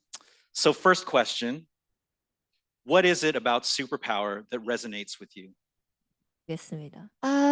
I feel like the overall theme of the song really resonated with us. The confidence, the energy, the attitude, also the meaning of the whole song really resonated with, Kiss of Life as well, because we like to give that confidence to our fans all the time as well. Yeah, I think same for me too. I think Superpower resonated with me just because of how powerful and like the song is. And for me, I think just being being a Valorant player, I think that resonated with me too, just because, I really enjoyed playing it and being able to be a part of not just their tournament, but being part of their champion song, I think has a pretty deep meaning to me. 네, 저도 이제 슈퍼파워를 처음 들었을 때는 이제 저희 키스 오브 라이프이 생각나는데요. 이제 각각 멤버들이 가지고 있는 색깔, 그리고 멤버들이 가장 이제 제 장점이라고 생각하는 게 슈퍼파워를 가지고 있다라고 생각하는데, 그래서 저희 팀을 연상을 시킬 수 있는 그런 곡인 것 같습니다. So what are your favorite lyrics from the anthem? So when I first heard the song, the whole rap parts, the lyrics were so cool. But if I have to say a specific line, I would say pain is my superpower. I think that really stuck with me because, making your pain into a strength really it hit me. So I think that line really stood out. 네, 저도 이제 Pain is my superpower랑 똑같은 딱 그 문장이 아주 긴장을 깊었는데요. 그 문장 하나 때문에 뭔가 노래 전체적으로 뭔가 진짜 정말로 에너지틱하고 그 노래 가사를 돋보이는 그런 가사인 것 같습니다. Yeah, I think the same thing was for me too. I think just because, it's easy for you to give up, but I feel like this song is about overcoming obstacles and just enduring and making sure you keep striving and you'll reach your goals. Now, I'm very curious about the recording process for Superpower. Do you have any anecdotes or stories about what went on? Actually, when we first heard the song, I was so surprised because it was so my style. And at that time, we didn't know if we were even going to be a part of the song, if we were actually going to get a part. So we were super eager to be a part of the song because it sounded so cool. And for the first time, I feel like in the recording booth, I just had so much fun. And I had too much fun that I added like extra ad-libs and stuff. Yeah, so the whole process was just amazing. 저는 일단 이제 제가 원래 하는 보컬과 정말 좀 많이 다른 그런 파워풀한 그런 느낌을 좀 많이 연습을 했는데요. 이 노래를 처음 녹음을 했을 때 이거를 어떻게 풀어줘야 될까 고민도 많이 하고, 그래서 노래를 녹음했을 때 조금 더 에너지틱하고 그리고 파워풀한 보컬을 좀 많이 사용하려고 했던 것 같습니다. For me, the funniest part was because it was before they actually recorded their parts. And so they had me record the whole entire song. And I'm not like a vocalist. I'm not a singer. So it was really high. The pitch, the key was really high for me. And we kind of brought it down and then we recorded it one time through. And then I think Riot wanted the energy to be a little bit more high. So after they recorded in the original key, I went back and I recorded my part again. Now, NATTY and Julie, I heard that this was actually your first experience playing Valorant. What was that like for you? So to be honest, I'm really, really bad at games. So actually it was my first time playing a shooting game. But it was also the first time that I lost track of time playing a game. And although it ended quickly, I wanted to keep on improving and wanted to stay longer. So it was super fun. Hopefully I get more time to improve my skills and keep on playing and enjoying the game. 저도 사실 게임을 잘 하는 편이 아니라서 이제 처음 게임 했을 때 저는 원래 슈팅 게임을 좋아해가지고 이 발로란트 게임을 처음 접했었을 때 정말 스킬을 쓰는 것들과 뭔가 그림적인 부분들이 되게 인상적이 깊었어가지고 그런 점 때문에 이제 발로란트 게임에 좀 더 많이 빠진 것 같아가지고 이제부터 또 많이 할 예정입니다. Now, Mark, we also know that you play Valorant. We've enjoyed watching some of your streams over the years. How does Superpower capture the essence or spirit of Val? I think for me, it's just because Valorant has a very big learning curve to it with all the heroes and all the different skills. And so I think it could be very daunting at first, and you're not gonna learn everything right away. And so you gotta work harder and you just gotta overcome, just put in the time and hours to learning the game. And so I think that's how Superpower kind of resonates with Valorant. Now, what we really want to know, who's your favorite agent? For me, I like quick mobility, so definitely Jet. I like playing Jet and Chamber. Yeah. Oh, I was gonna say Jet too. Just because she's also Korean, and she's quick. Her mobility is super good, and I'm quick myself too. So also Korean, so I felt like a connection to her. 저도 이제 저와 좀 단발머리 똑같은 바이퍼라는 캐릭터를 제일 좋아합니다. Okay, last question. Sunday's opening ceremony will be the first time that Superpower will be performed live. What are you most looking forward to? Oh, I would have to say just performing with NATTY and performing with Mark and all the amazing dancers and performers. I performed as a group and solo of Kiss of Life, but it's actually my first time performing as a duet with NATTY elsewhere. So that's super exciting. Also, the VALORANT Championships happening in Korea is also the first time. So I'm sure a lot of domestic fans are going to be watching. So not only is this a competition, but also I feel like it's a summer festival for all the VALORANT fans. So hopefully we perform an amazing stage and boost up the energy before everything starts. Super excited. 이제 정말 큰 무대이기도 하고 해가지고 정말 떨리는데요. 저는 가장 기대되는 부분이 이제 에너지, 그 현장에서 에너지가 정말 클 것 같아서 정말 기대가 되고 있고, 그리고 줄리 언니가 아까 말한 것처럼 저희가 처음으로 저희 듀엣을 처음 보여주는 거라서 더 신경도 많이 쓰고, 그래서 이번 무대를 또 마크 선배님이랑 같이 더 멋있게 할 예정입니다. Yeah, definitely. Just we're here for the Valorant tournament, and so I think the energy in the stadium is gonna be intense, and just we've been practicing, we've been rehearsing for the past few days. So I think we're just really excited to be able to show everybody the performance that we prepared. Amazing. Thank you again, and we look forward to Sunday. Thank you. Thank you, guys. Awesome, all of you. Thank you. Thank you again for joining us, and we look forward to your performance on Sunday. I don't know if you want to bring Gene up on stage with you or not. A little special appearance. Yeah, exactly. If you don't mind, let's pose for some photos. Okay.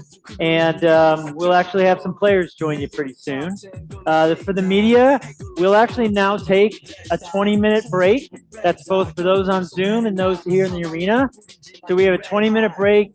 You're welcome to get food outside. We're going to take some photos up here, and we'll be back with our players and continue the rest of VALORANT Champions Media Day here in Seoul. Thank you.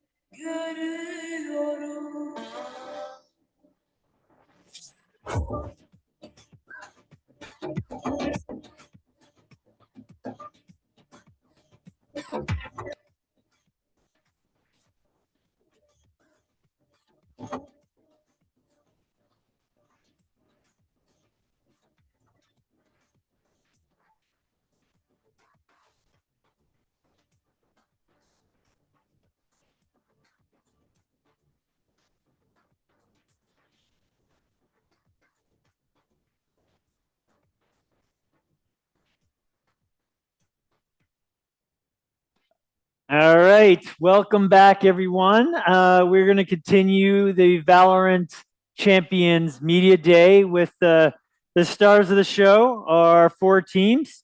We're going to start first by welcoming Aspas, Com, and assistant coach Juvenile representing the Argentinian team, Leviatán. Where else? Yes, go ahead, let's clap. They made it all the way here. They deserve a round of applause. We're also joined by Kankan, Nobody, and Coach Muggle from the Chinese team, Edward Gaming. Welcome, thank you. These 2 teams have fought their way through the upper bracket and will face off in what no doubt will be an epic match on Friday at Inspire Arena. So let's start with a few questions for our players from the media if you want to assemble down below. But I actually want to start with Com and Anspad. Sorry, I keep butchering your name. How do your experience as Val Champions winners influence your leadership roles within the team? You go first. I would say like the experience from last year kind of gives me like a sense of ease in some of these big games. Not necessarily like in terms of the magnitude of it, but in terms of like when the crowd's getting a bit wild and like you really feel the game and you feel pressure starting to mount, kind of having like that ease of like, I've been here before, I know what it takes. I think for me, the fact that I won Champions and I played as well last year gave me a lot of experience. With this experience, I can give a lot more calls in game, and I know a lot more things outside of the game as well. So one thing that I would point out is the experience that it gave to me. All right, pause for translation. Korean? 네, 콤 선수의 답변은요, 확실히 조금 더 이런 무대에 있어서 편안하고 안정감을 느끼는데요. 아무래도 뭔가 관중 소리가 커지고 상황이 긴박해지고 리스크가 커지다 보면 부담감을 느끼기 마련인데, 우승을 해본 경험이 있기 때문에 우승을 하려면 어떤 부분을 잘 컨트롤해야 하고 어떤 것들이 필요한지 충분히 인지하고 있기 때문에 훨씬 더 많은 안정감을 느낀다고 얘기를 했고요. 아스파스 선수 같은 경우에는 챔피언스 무대를 치르면서 많은 경험을 쌓았기 때문에 어떤 콜들을 해줘야 하고 어떤 콜들이 필요한지도 알고 있고 또 게임 외적인 부분에 있어서도 어떻게 해야 우승을 할 수 있는지를 좀 알고 있고 인지하고 있기 때문에 이런 경험들이 많은 게 확실히 도움이 많이 된다고 했습니다. All right, let's turn to EDG Gaming. Kankan and Nobody, if one of you wants to take this. As you stand on the brink of potentially becoming the first Chinese team to win Valorant Champions, how do you manage the pressure and expectations from your fans and the entire Chinese esports community? Chinese translation, please. 모두 지고 있잖아요. 그렇기 때문에 이런 他们可能是我们会第一个拿到冠军的来自 CN 的队伍。那你们在面对不管是粉丝们也好，还是来自中国赛区的我们 CN 赛区社区的一些压力和期待的话，你们是如何去消化、如何去面对的呢？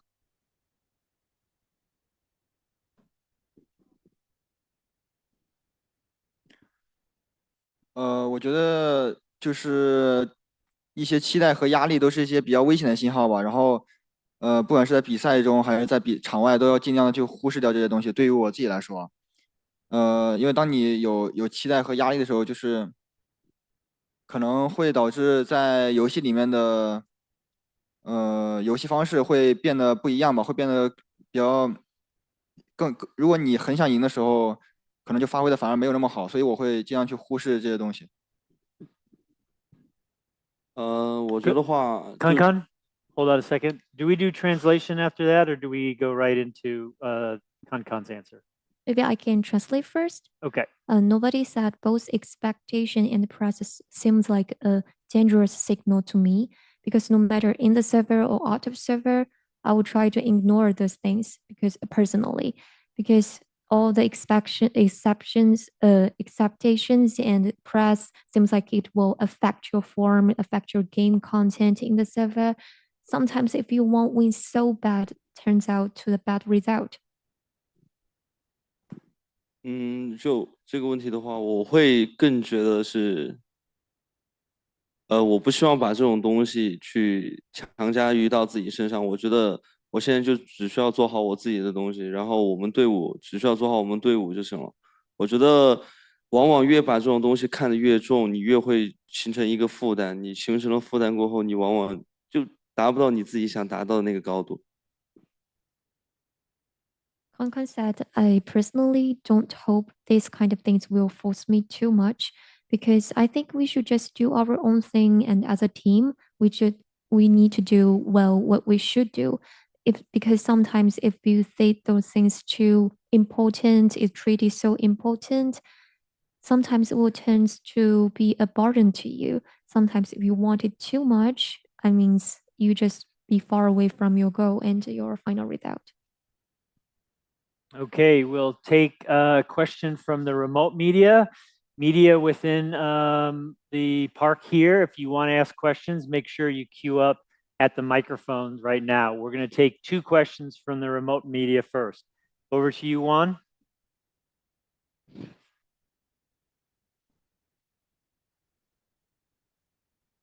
Hello, greetings from Lima, Peru. My name is Andres, and I am a journalist for Prensa Esports.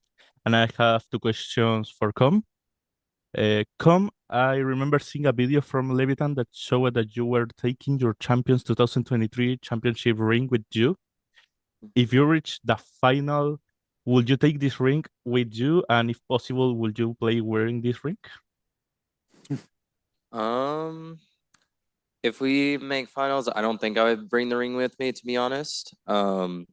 I take every year as it's new year. Obviously, that's a memory from last year, and obviously I'm very appreciative of that experience. But I think at the end of the day, this year is a new year with a new team, new everything. And I think every experience is of its own. And then, yeah, and then obviously I would like to add another one. And I was looking at your history as a player, and I realized that when you Can you played hold on for just a Acre, second? Can you hold your question for a second so we could have a Yeah, translation? sorry. My fault. Thank you. Now, 이 질문은 콤 선수에게 주는 질문이었고요. 2023년에 우승을 하면서 우승 반지를 받았는데 혹시 이번에 결승에 진출하게 된다면 이 반지를 끼고 결승 무대에 오를 생각이 있나요? 라는 질문이었고요. 콤 선수의 답변은 아마도 2023년 반지는 결승에 올라가더라도 끼지 않을 것 같다고 얘기를 하면서 매해가 새로운 시즌이고 새로운 해기 때문에 작년에 우승이라는 경험은 감사하지만 올해는 또 새로운 팀과 새로운 요소들이 굉장히 많은 챔피언스이기 때문에 과거에 머무르기보다는 지금 현재에 집중하는 게 중요하다고 생각한다고 얘기를 했습니다. Go ahead. Continue your Well, question. I was looking at your history as a player, and I realized that when you played for Acre, Juvenil was your head coach. What was your reaction when you found out that he will come as an assistant coach, and how do you feel about having him back on your team? It feels really good. I mean, I would say whenever kind of all that transpired,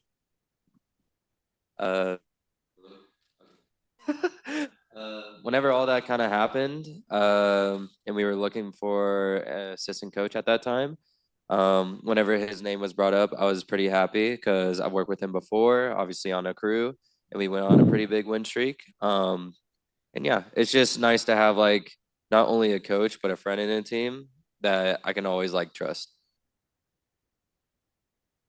네, 두 번째 질문은 레비아탄 현재 코치님과의 인연에 대한 질문인데요. 아무래도 예전에 크루에 있었을 때 함께 같은 팀에 있었던 적이 있는데 이렇게 레비아탄에서 만날 거라고 얘기를 듣고 함께 같은 팀이 될 거라는 얘기를 듣고 좀 어떤 생각이었는지 궁금하다고 얘기를 했는데요.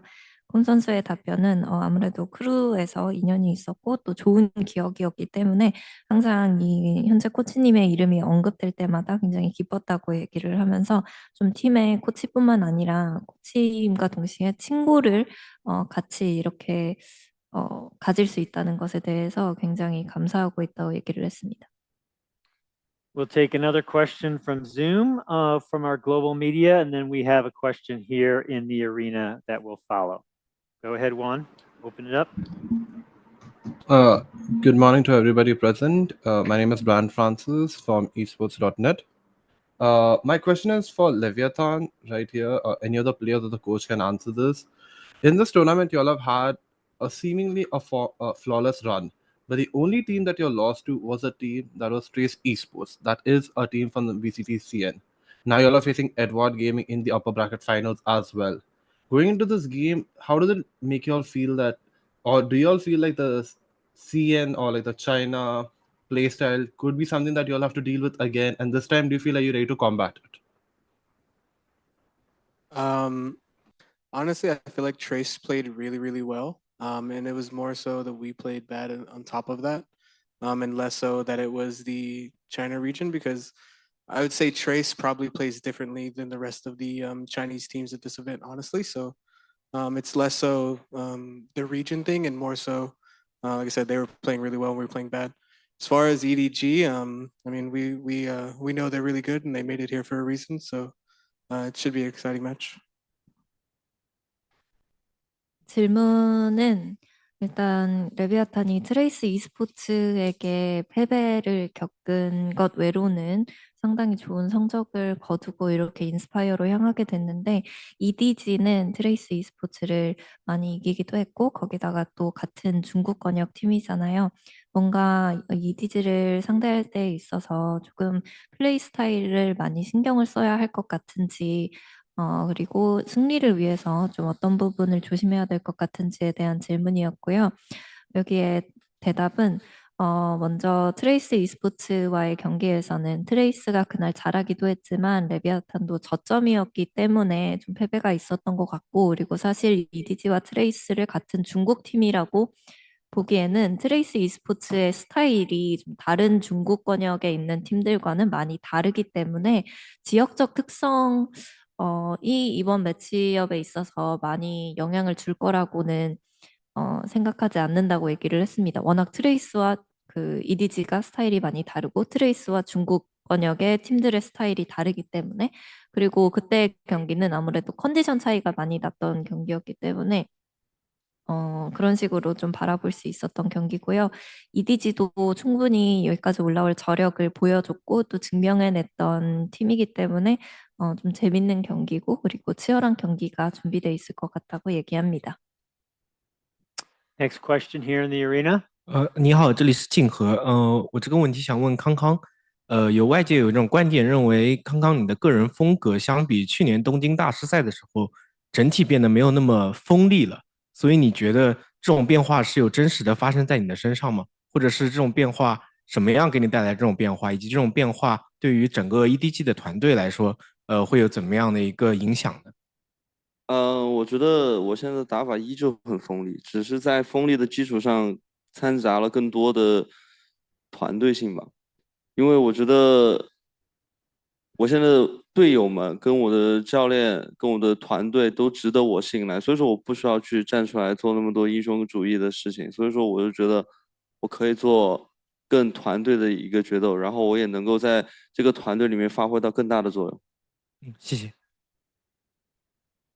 So the question is, out of a stage, a lot of people say that your personal play style kind of different from before. Seems like you're not that sharp, you play not that sharply, not that aggressive. Is that real? Do you think of that?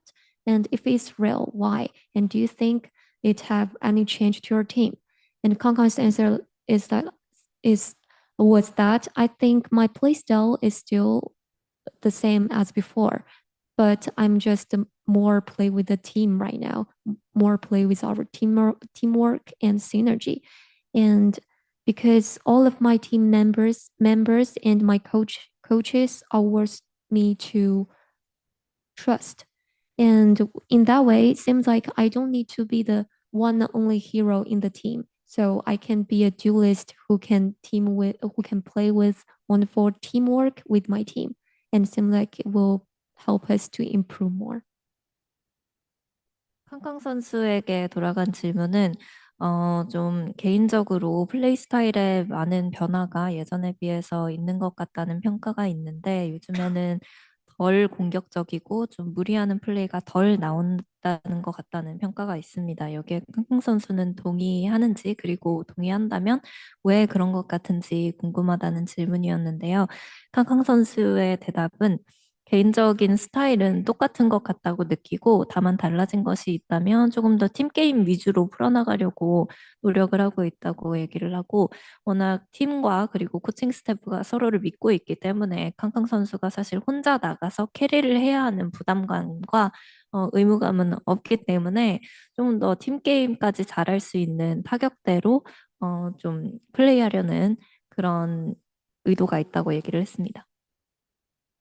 Okay, our next question will be to our global media on Zoom.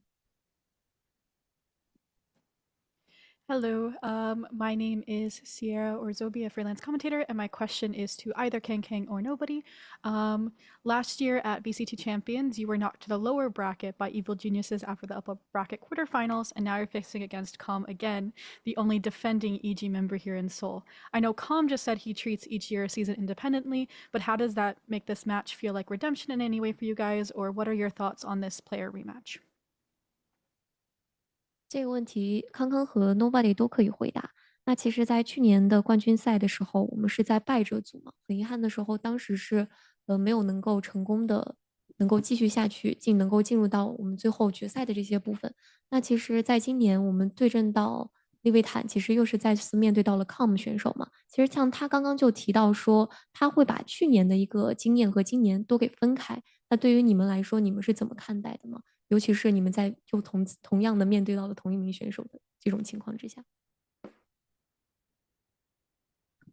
Okay, we'll take another question here in the arena. Sorry, player answer. My bad. We want your answer. 两位都可以回答。我觉得，既然现在是2024年，然后在这个首尔冠军赛上，我觉得就按照当下的状态来说吧，就是去年的东西我们也不会在意很多，因为，因为现在是版本不一样了，然后大家的游戏风格也在变，然后团队风格也在变化。So nobody's answer is that now is 2024, we're in Seoul, everything's different. And I think it depends on our form right now. We didn't really care about what happens last year because the meta, our teammates, and all the game's content things are different right now.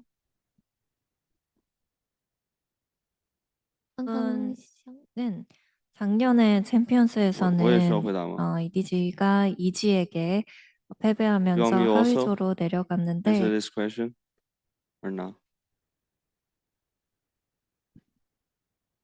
康康可以等翻译之后再回答，谢谢。Go ahead, Kankam. Sorry, go ahead. Do we have time for Korean translation?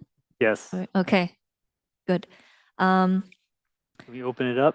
작년에 챔피언스에서는 EDG가 또 이지에게 패배하면서 하위조로 데려가게 됐는데 또 마침 이번에 그때 이지에 있었던 콤 선수를 만나게 됐잖아요. 뭔가 복수를 꿈꾸는 마음이 있는지 궁금합니다라고 얘기를 해주셨고 노바디 선수의 답변은 2023년에 무슨 일이 있었는지는 지금 중요하지는 않고 워낙 또 로스터도 다르고 메타도 다르고 또 작년과는 많은 것들이 달라진 상태이기 때문에 현재 우리의 폼에 집중하는 게 더 중요한 것 같다고 얘기를 했습니다.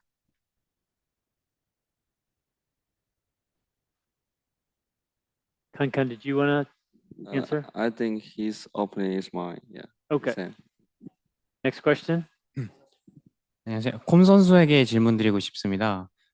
챔피언스 초반까지만 해도 폼이 좋지 않다는 평가를 받았었는데 중반 들어와서는 급격하게 폼이 올랐다는 평가가 많습니다. 이제는 어엿한 팀의 주축이라고 평가를 많이 하는데요. 혹시 중간에 어떤 변화가 있었는지, 마인드 컨트롤에도 변화가 있었는지 궁금합니다. So this question is for Com. Some people said maybe, you have hidden reserves when it comes to your form, especially for champions, because some people said, you might be running out of gas in the beginning of the group stage, but you definitely stepped up So where do you think that turning point was, and what do you think kind of enabled you to get back in that championship form? Do you think it was the matter of mindset, or was anything different? For me, I don't know. For me, mentally, I've always tried to take every game for what it will. I mean, I would like to say in the big games, that's when I show up the most. For me, whenever I have the opportunity to be in a game like that, it's like, I don't know. Those are like the most fun. You have so much people with pressure, so many people are doing different things, and the people who are the most calm and like, I guess in a way, cold-blooded in that way, are the teams or players that usually show up the most. So, I mean, for me, I don't think there is a necessary change in mental. I've always been like, no matter what happens, I'll put out what I give, essentially. But yeah, I don't know. I'm just happy that I'm showing what I should have been this whole year. 콤 선수의 답변은 사실 한 경기 한 경기 집중하자는 마음가짐으로 이어가고 있고, 또 폼에 관련해서는 좀 본인 스스로 중요한 무대일 때 특히나 좀 잘하는 것 같다고 얘기를 하는데요. 사실 이렇게 좀 제일 즐겁고 혼란스럽고 부담감이 큰 매치에서는 좀 냉혈인간처럼 그 마음을 잘 다스리고 또 침착함을 유지할 수 있는 선수가 제일 좋은 모습을 보여줄 수 있는 것 같다고 얘기를 하는데, 그렇기 때문에 좀 본인이 이렇게 중요한 무대에서 좀 좋은 모습을 보여줄 수 있지 않았나라고 얘기를 하고, 딱히 멘탈 관리가 달라진 건 없고 늘 좀 최선을 다하자 결과가 어떻든이라는 마음가짐으로 임하고 있기 때문에 사실 뭔가 1년 내내 이런 폼을 보여드릴 수 있었으면 좋았겠지만 그래도 요즘에 이렇게 좋은 폼을, 특히 최고의 폼을 보여줄 수 있어서 기쁘다고 얘기를 합니다. All right, we'll take one final question for these two teams, and then we'll switch out the teams. Go ahead. Hello, guys. I'm Solera. Once again, congrats with qualifying to the finals, and we're excited to see both teams play. My question is to Com.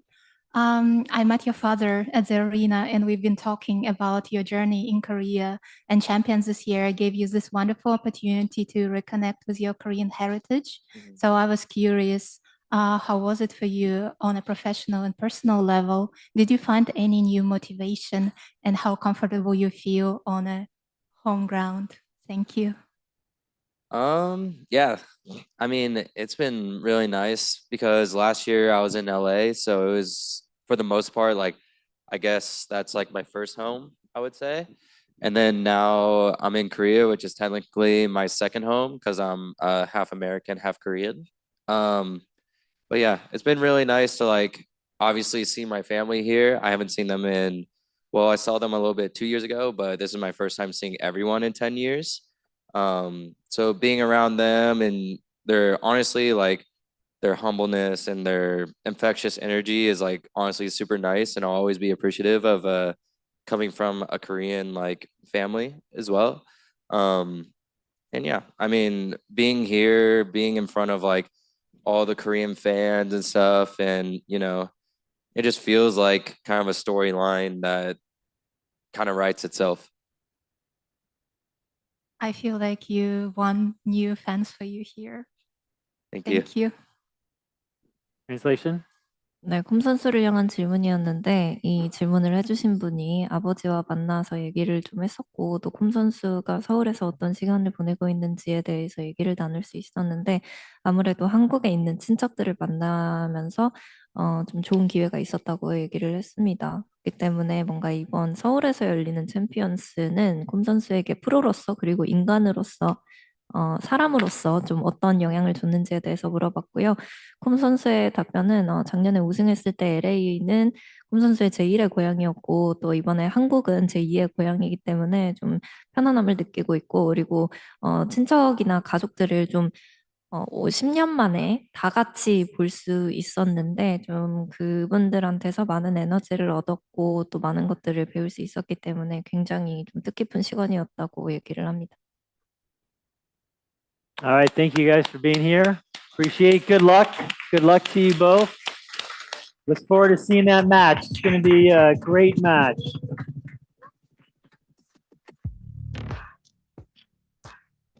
Thanks, guys. Thanks, guys. Thanks for stepping in, man. All right, let's welcome our next two teams. Zelsis Tens and Coach Kaplan will be representing the VCT Americas team, Sentinels. And joining them are Benji Fishy Woot and Coach Snail Zinho, representing the Spanish team, Team Heretics.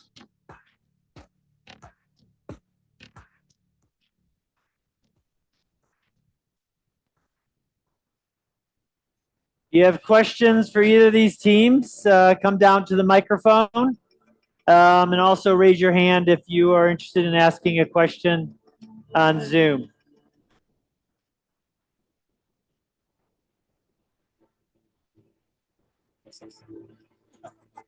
All right, I'll start off with the Sentinels, Zelsis and Tens. Obviously a team that's always had high expectations. How do you both handle the pressure of maintaining the team's legacy of success?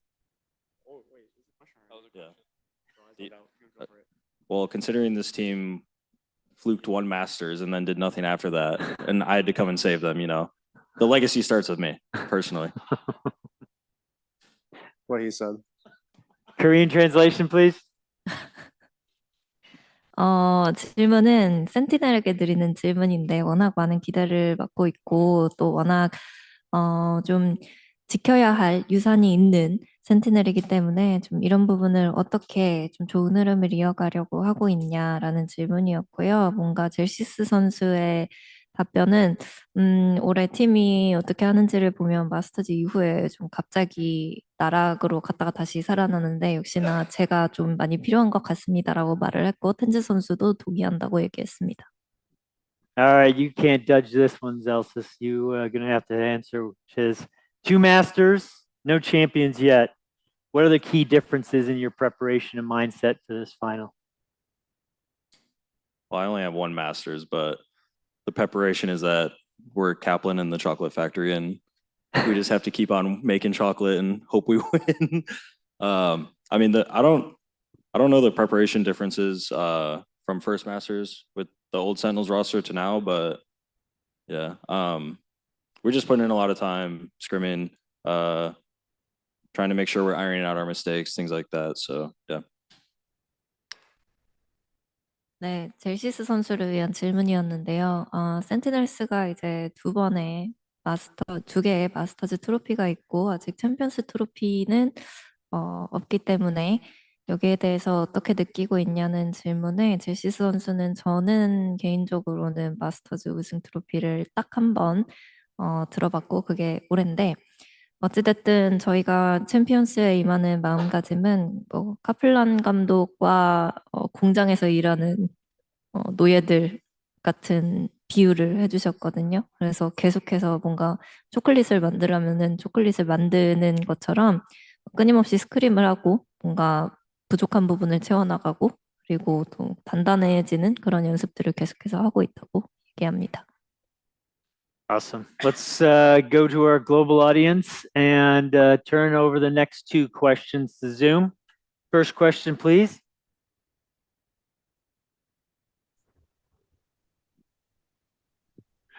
Hi, my name is Lucamina. I come from Sons of Kais Latam. My question goes to anyone to answer from Sentinels. You are about to play another finals. Which of the 2 possible regions do you like to play against, Asia or Americas?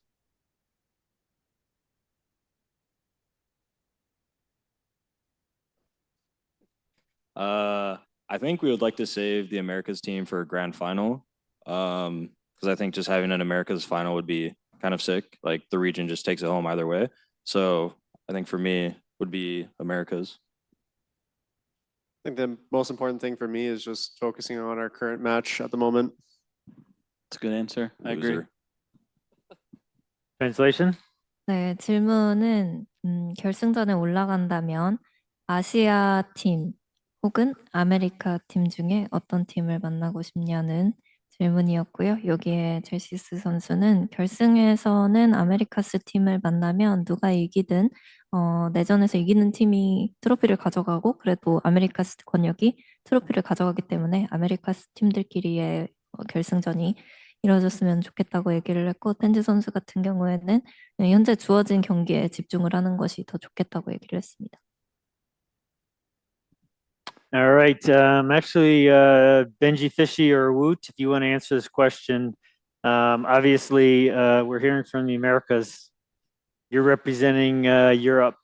How does it feel? And do you feel the pressure of the European fans? No.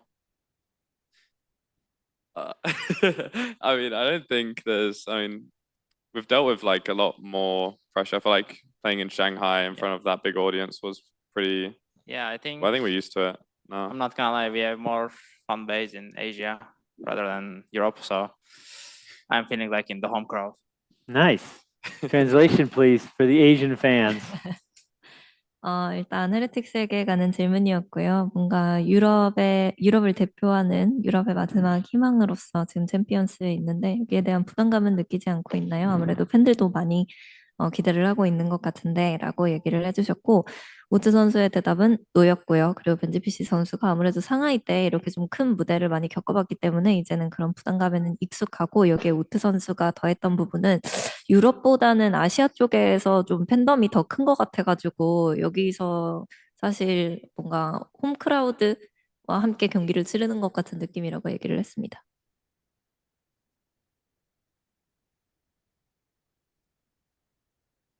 All right, let's go to Zoom for the next question. Hi, Timosura Adian for VLR.gg. This question is for Heretics, either Benji or anyone else that wants to answer this. With now you are attending the second or third of your global top 4 finish, potential top 4 finish in the international stage. How does it feel with the emotions, the difference between having not a full roster in Shanghai, now with your full roster in Seoul? How does it feel having that sort of energy, camaraderie between you guys, having come this far as a very young team compared to the rest of the attendance in Seoul? Yeah, I mean, it also feels really good. So I think it was pretty hard for us at some points, going from having to swap mini boo in, like taking Patatech out, like we had to get used to it again. I think it took us some time to get like really like comfortable and back to the form that we had like in Shanghai. But I think now that we've kind of got the original roster, we've kind of hit like a new peak in how we're performing. I think like just in terms of like practice and officials and everything, I think we're in better form than we were in Shanghai. So yeah, I think it's been hard, but it's been like really rewarding. 질문은 벤지 PC 선수에게 물어본 거였는데 이제 탑4에 이렇게 들면서 계속해서 트로피를 향한 여정을 계속하게 됐는데 사실 상하이 때는 베스트 5 로스터가 아니었잖아요. 이번 서울에는 이제 연초에 계획했던 베스트 5 로스터로 경기를 치르게 됐는데 뭔가 선수들 나이도 어리고 워낙 많은 변화들이 일어났다 보니까 좀 그동안 많이 힘들었을 것 같은데 확실히 베스트 5로 치르는 이번 대회는 좀 마음가짐이나 느끼는 부분에 있어서 다른가요? 라고 얘기를 했었고 벤지피시 선수의 답변은 사실 상하이 이후에 또 로스터를 바꿔야 됐었고 이렇게 파티텍 선수가 나가고 미니부 선수가 다시 합류를 하면서 또다시 새로운 버전의 로스터로 계속 예전으로 돌아가서 좀 많은 것들을 손봤어야 됐는데 그렇기 때문에 좀 상하이 탭폼으로 끌어올리고 또 미니부 선수가 들어온 이후에 서로 익숙해지는 데까지 많은 노력이 들어서 좀 힘들었다고 얘기를 하고요. 그리고 이번에는 베스트 5로 경기를 치르게 되면서 좀 팀의 새로운 고점도 한번 확인해 볼 수 있었던 것 같고 대회 때나 그리고 연습 결과로 미루어 보면 확실히 상하이 때 헤레틱스의 폼보다 지금의 폼이 훨씬 더 높은 것 같다고 더 좋은 것 같다고 얘기를 했습니다. All right, next question from Zoom. Hi guys, it's Ravish caster from NA. Just not Canada this time. But just wanted to ask the question to Sentinels real quick. Guys, just on a lighter note, as per usual, I want to talk a bit more about your off time and what you got to do and what you look forward to doing. I've talked to each one of you individually in things you want to get done and do enjoy doing. So, to each of y'all, right? Now, Zelsus, can we expect to play more Warcraft? Tens, which horror games you want to play? And Kaplan, can we expect complete runs from Slay the Spire finally from you, brother? Wait, I'm sorry. Can you repeat the exact question you have for me? Sure. And Kaplan, for you, can we expect complete runs from rogue card games, such as Slay the Spire from you? After this tournament? After this tournament, yes. It's a good question. Absolutely. You know, we're gonna win the tournament, and then I'm gonna go home and win at a bunch of single player games on my computer. That is exactly how I'll celebrate, Ravish. You got it. I would hope so. And just on Zelsus and Tens, Can you let Tens, the you wanted to play translation horror take games. place first? Oh, Let's sorry. let the translation take place first. 우승을 하게 된다면 이후에 뭐 각자 어떻게 비시즌을 보낼 건지에 대해서 먼저 물어보셨는데 카플란 감독님은 우승을 하게 되면 집으로 돌아가서 1인용 게임을 하면서 뭐 승리를 많이 거두고 싶다고 얘기를 해주셨습니다. So, yeah, because then, yeah, so just on the other two, I just wanted to ask about games you guys wanted to play. I know Tens, you mentioned playing horror games, and Zelsus, you talk a lot about Warcraft, so I just wanted to ask about that, on which games you always want to play, and if you'll be going back to the classics on that as well. I'm not sure what games. I've been playing a cool game recently called Sleeping in My Room with nice AC on because it's been really hot out. That's a fun one. Cool. Thanks, guys. 평소에 텐즈 선수가 호러 게임을 좀 하고 싶다고 얘기를 했는데 뭐 딱 하고 싶은 특정 호러 게임이 있나요라고 했더니 없고 요즘에는 그냥 날씨가 너무 더워서 에어컨 틀고 누워 있는 그런 방콕 라이프를 즐기고 있다고 합니다. All right, last question from the arena, and then we're going to wrap the official segment, but we have a special treat for you afterwards. So stand by. One more question from the audience here. Hello, guys. I'm Solera. Glad to see you here. My question is to both coaches. Since the last face-off in Madrid, I was curious, what do you think has changed with your teams? And what do you consider the biggest factors that will ensure you're winning in the upcoming face-off? Thank you. I think the biggest thing that has changed is the astronomical amount of bundles we've successfully sold, and therefore the script ought to favor us. And I'm feeling extra confident in this matchup in the context of now. Can I ask a quick follow-up? No, can we get a translation first, please? Sure. 네, 카플란 감독님께 드리는 질문은 좀 어떤 부분이 많이 달라졌고 그리고 승리를 위해서는 어떤 조건이 필요할까에 대해서 물어보는 질문이었는데요. 카플란 감독님이 챔피언스에 오고 나서 가장 많이 달라진 거는 일단 센티넬 번들 판매율이 눈에 띄게 치솟았기 때문에 그런 부분에서 좀 긍정적인 신호인 것 같고 또 자신감이 많이 충전된 것 같아서 좀 센티넬스에게 유리한 그런 시나리오가 나오지 않을까라고 얘기를 했습니다. Quick follow-up to Zelsus. The watch that you got as a gift from Sentinels, is it like the gift to the best employee of the year, selling the most Sentinels bundles? Yeah, I mean, they definitely got me locked in with that one for the next decade of, every year I'll be employee of the year. I mean, unless Tyson decides to start selling bundles on his own. But yeah, it was a very nice gift. Thank you, Sentinels. I love you guys. I'm Sentinels for life. So yeah. Thank you. And Translation to wrap it up.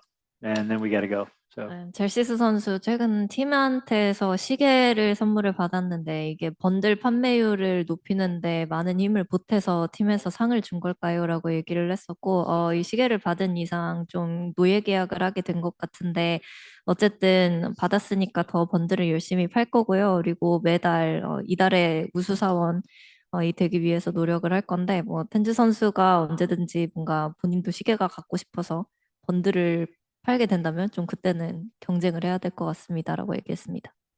all right, thank you everyone. Thank you both teams for joining us. Good luck this weekend. Valorant Champions will take place at the Inspire Arena for the final 3 days of competition starting Friday, where we'll see which of these 4 incredible teams will hoist the trophy. Thank you so much for joining us at Valorant Champions Media Day, and we'll see you all for the culmination of the 2024 Valorant Champions Tour this weekend. Thank you all very much. Thank you. All right, the live stream's ended. You guys